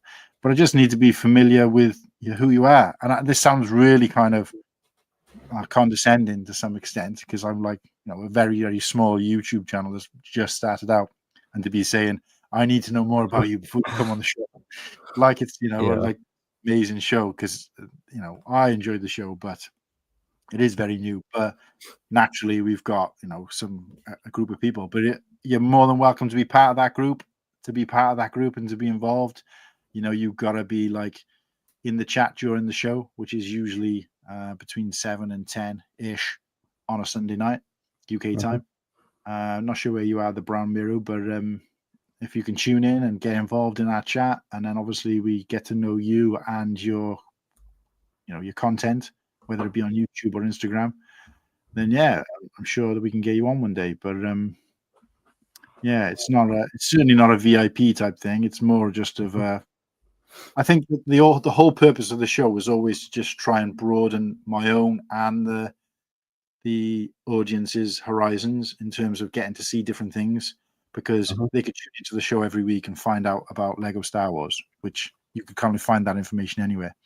Yeah. So although the backbone of the show is that, we do have try to kind of talk about different things, whether they be trending things, topical things like what's your favorite battle pack, and then obviously we try to branch out to things like Ninjago and stuff like that, depending on who the guest is. But yeah, but anyway, either way, welcome along, Brown Miru. Nice to have you on board. Hopefully you're still watching, and yeah, going to be closing it down in a few minutes because, Christ, I've been doing this for almost 3 hours, and yeah, I didn't even realize how long we've been on here. It's crazy, isn't it? Yeah. But no, whenever you want to jump off, mate, jump off. Don't feel like you owe anything to me. Just you go when you're ready, mate. But I appreciate you coming on anyway. It was oh yeah, no probs. I'd say I it's mean, I've nice to got have. legit nothing better to do on a Saturday night, anyways. Ah, thanks. You're only here because you got nothing better to do. But no, I'm exactly the same, mate. To be honest with you, the weird thing is, I did have. I think my fiance's gone to bed now anyway, but she wasn't very well. That's why she came home from work early. But Right. I did feel a bit bad that, she didn't end up going out with her friends as she was originally planned to do. And then she was like, I'm staying home instead. And I'm like, well, I'm streaming. So see ya. But yeah, it is what it is. But yeah, definitely didn't plan to go on this long. So I'm going to try and, for anybody who's watching and wanted to kind of see me finish this build, it ain't going to happen because at the moment I've got like, I'll just full screen myself just a sec, just so people can actually see that I am doing something. So I've got like pieces like this. So I know this exists in the build. And then I've got the back part, which looks like this, which is part of the wings. I've been able to manage that. I've done, as you might have already seen, the majority of the base. And I've got these wing pieces for both sides built. Got the back exhaust vents built. So I'm kind of building in segments like that. And I can't really hold it up to the camera, but I've got maybe 30 pieces left. Hardly anything. Mostly little pieces, which might not even be in the build for all I know. So there's not a lot left. It's just trying to find out how the main crux of the thing goes together and then connecting all these extra pieces that I've built. And if I'm honest, to do that wouldn't be great watching because I just literally have to be head down and focusing on this.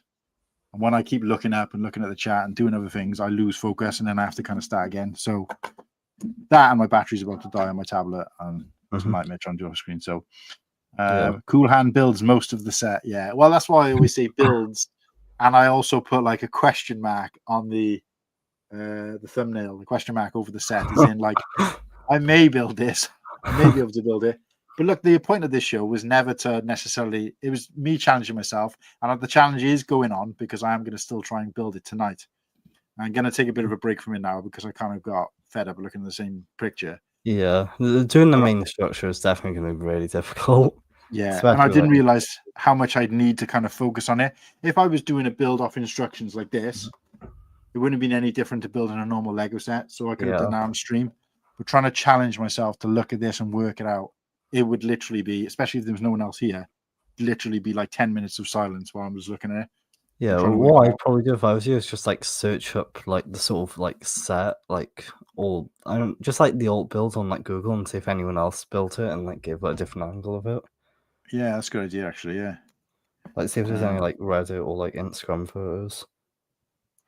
Yeah, no, that's a good idea actually. I might give that a go. I'm just trying to attach these pieces, so I know those pieces go on there. So like that. Oh shit! I obviously put in the wrong direction, but I'm going on balls.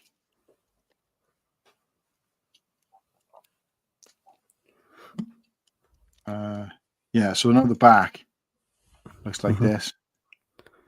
So I've kind of done that, and I know that was pretty much right, but it does take a lot of concentration. So apologies, guys. I didn't do what I was gonna do, but it was always a challenge. I'll be honest. There's a question mark on the thumbnail for a reason. Absolutely.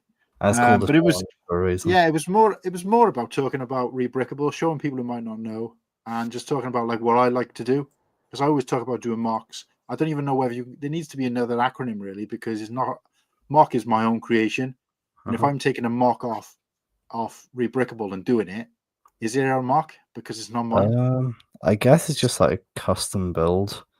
Yeah, that's what I'm saying. So like I automatically say mock, but it's not a. It's not really a mock. So it's really just to kind of show you what kind of things I like to do. I class myself, if I had to class myself, I class myself as a challenge builder. And what that looks like is I like to build things without looking at instructions. I like to build other sets from sets of my own creation, which I'll show in another stream one day. Have you tried building a polybag in a bag before? Yeah, building a bag I do.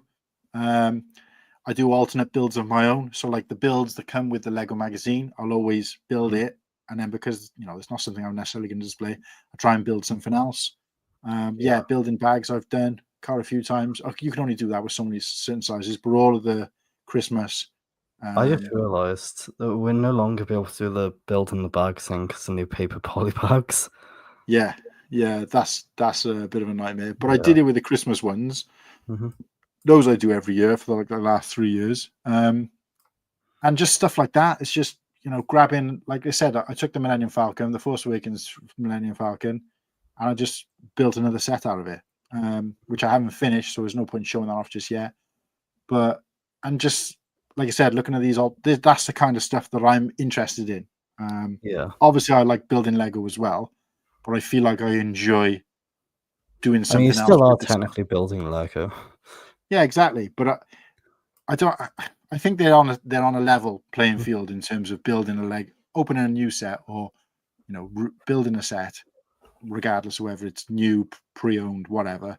Mhm. That is like kind of my favorite thing to do. But the only thing on par with that is doing something different with a set that nobody else has done or hardly anybody else has done. Yeah. So like stuff like this, Mhm. I think I had more fun building this set. And just the experience of it, the fact that it wasn't Lego instructions, it was slightly different design. And, the fact that I knew that I was building this and the amount of people who've built this set compared to the set that it came from is like, a million to one. Yeah. So that just gave me that was my feels like. I enjoyed that, and just seeing how the different, and obviously by doing this, it taught me some things about mock building. So if I was ever to do, or when I do a mock of my own in the future, I've picked up loads of building techniques, ideas from this that perhaps Lego wouldn't use. And so I probably enjoyed this as much as, if not more, than just building any Star Wars Lego set.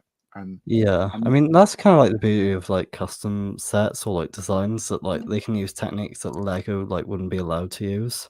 yeah, 100%. And like I said, is that diversity for me that's what kind of floats my boat. So but yeah, anybody who's watching, it was just a kind of showcase into that. Hopefully you've enjoyed, and I will post pictures of this set complete as and when I've done it, as soon as I've done it, just to kind of showcase that it can be done. And you have to just take my word for it that I didn't pay for the instructions if I finish it. So yeah, so 100% shreddy, cool hand builds most of the set. Hey, I'm all back. I'm unexpectedly pulled AFK. What's AFK? AFK is away from keyboard. All right. Yeah, So nice to have you back, John. Online. If you put your own spin on someone else's mark, then you can still call it your own mark, but it's still nice to recognize the other builders. Yeah, I've always made sure that I've shouted these out. I don't think I've really shared much to Instagram and stuff, but if I have, I've always put who the original builder was. I have a T3 unit building that is actually a combination of two other builds from that, like I said, I still call it mock building, but yeah, you're right, it's probably not. But I might have to research for those builders to give them all a little credit. Yeah, definitely deserve some credit for. Again, I feel bad that I've not paid for this, especially because it's so cheap. But it's just not fun. It wouldn't, for me. It wasn't as fun to build it just from the instructions. But this is it for me, guys. I'm going to call it a night. Thanks to everybody who tuned in, and yeah, hopefully I can do something like this again. These are just impromptu. I don't plan these streams. I'm not in a position where I can, organize a regular second stream a week, apart from the normal show.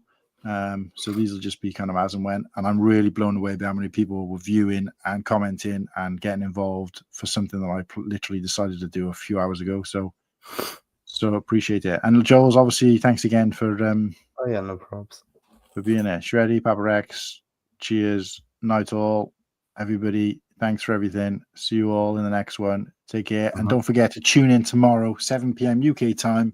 Cool hang, Luke. We got Brick by Brick together in the house. And yeah, we'll have a bit of a laugh, a bit of a boys' night, because Brick by Brick together is already kind of in the crew, if you want to call it that, the ever-growing crew. So we'll have a laugh with you guys. And we'll see what happens. So yeah, see you all there. Take care. Good night. Right, yeah.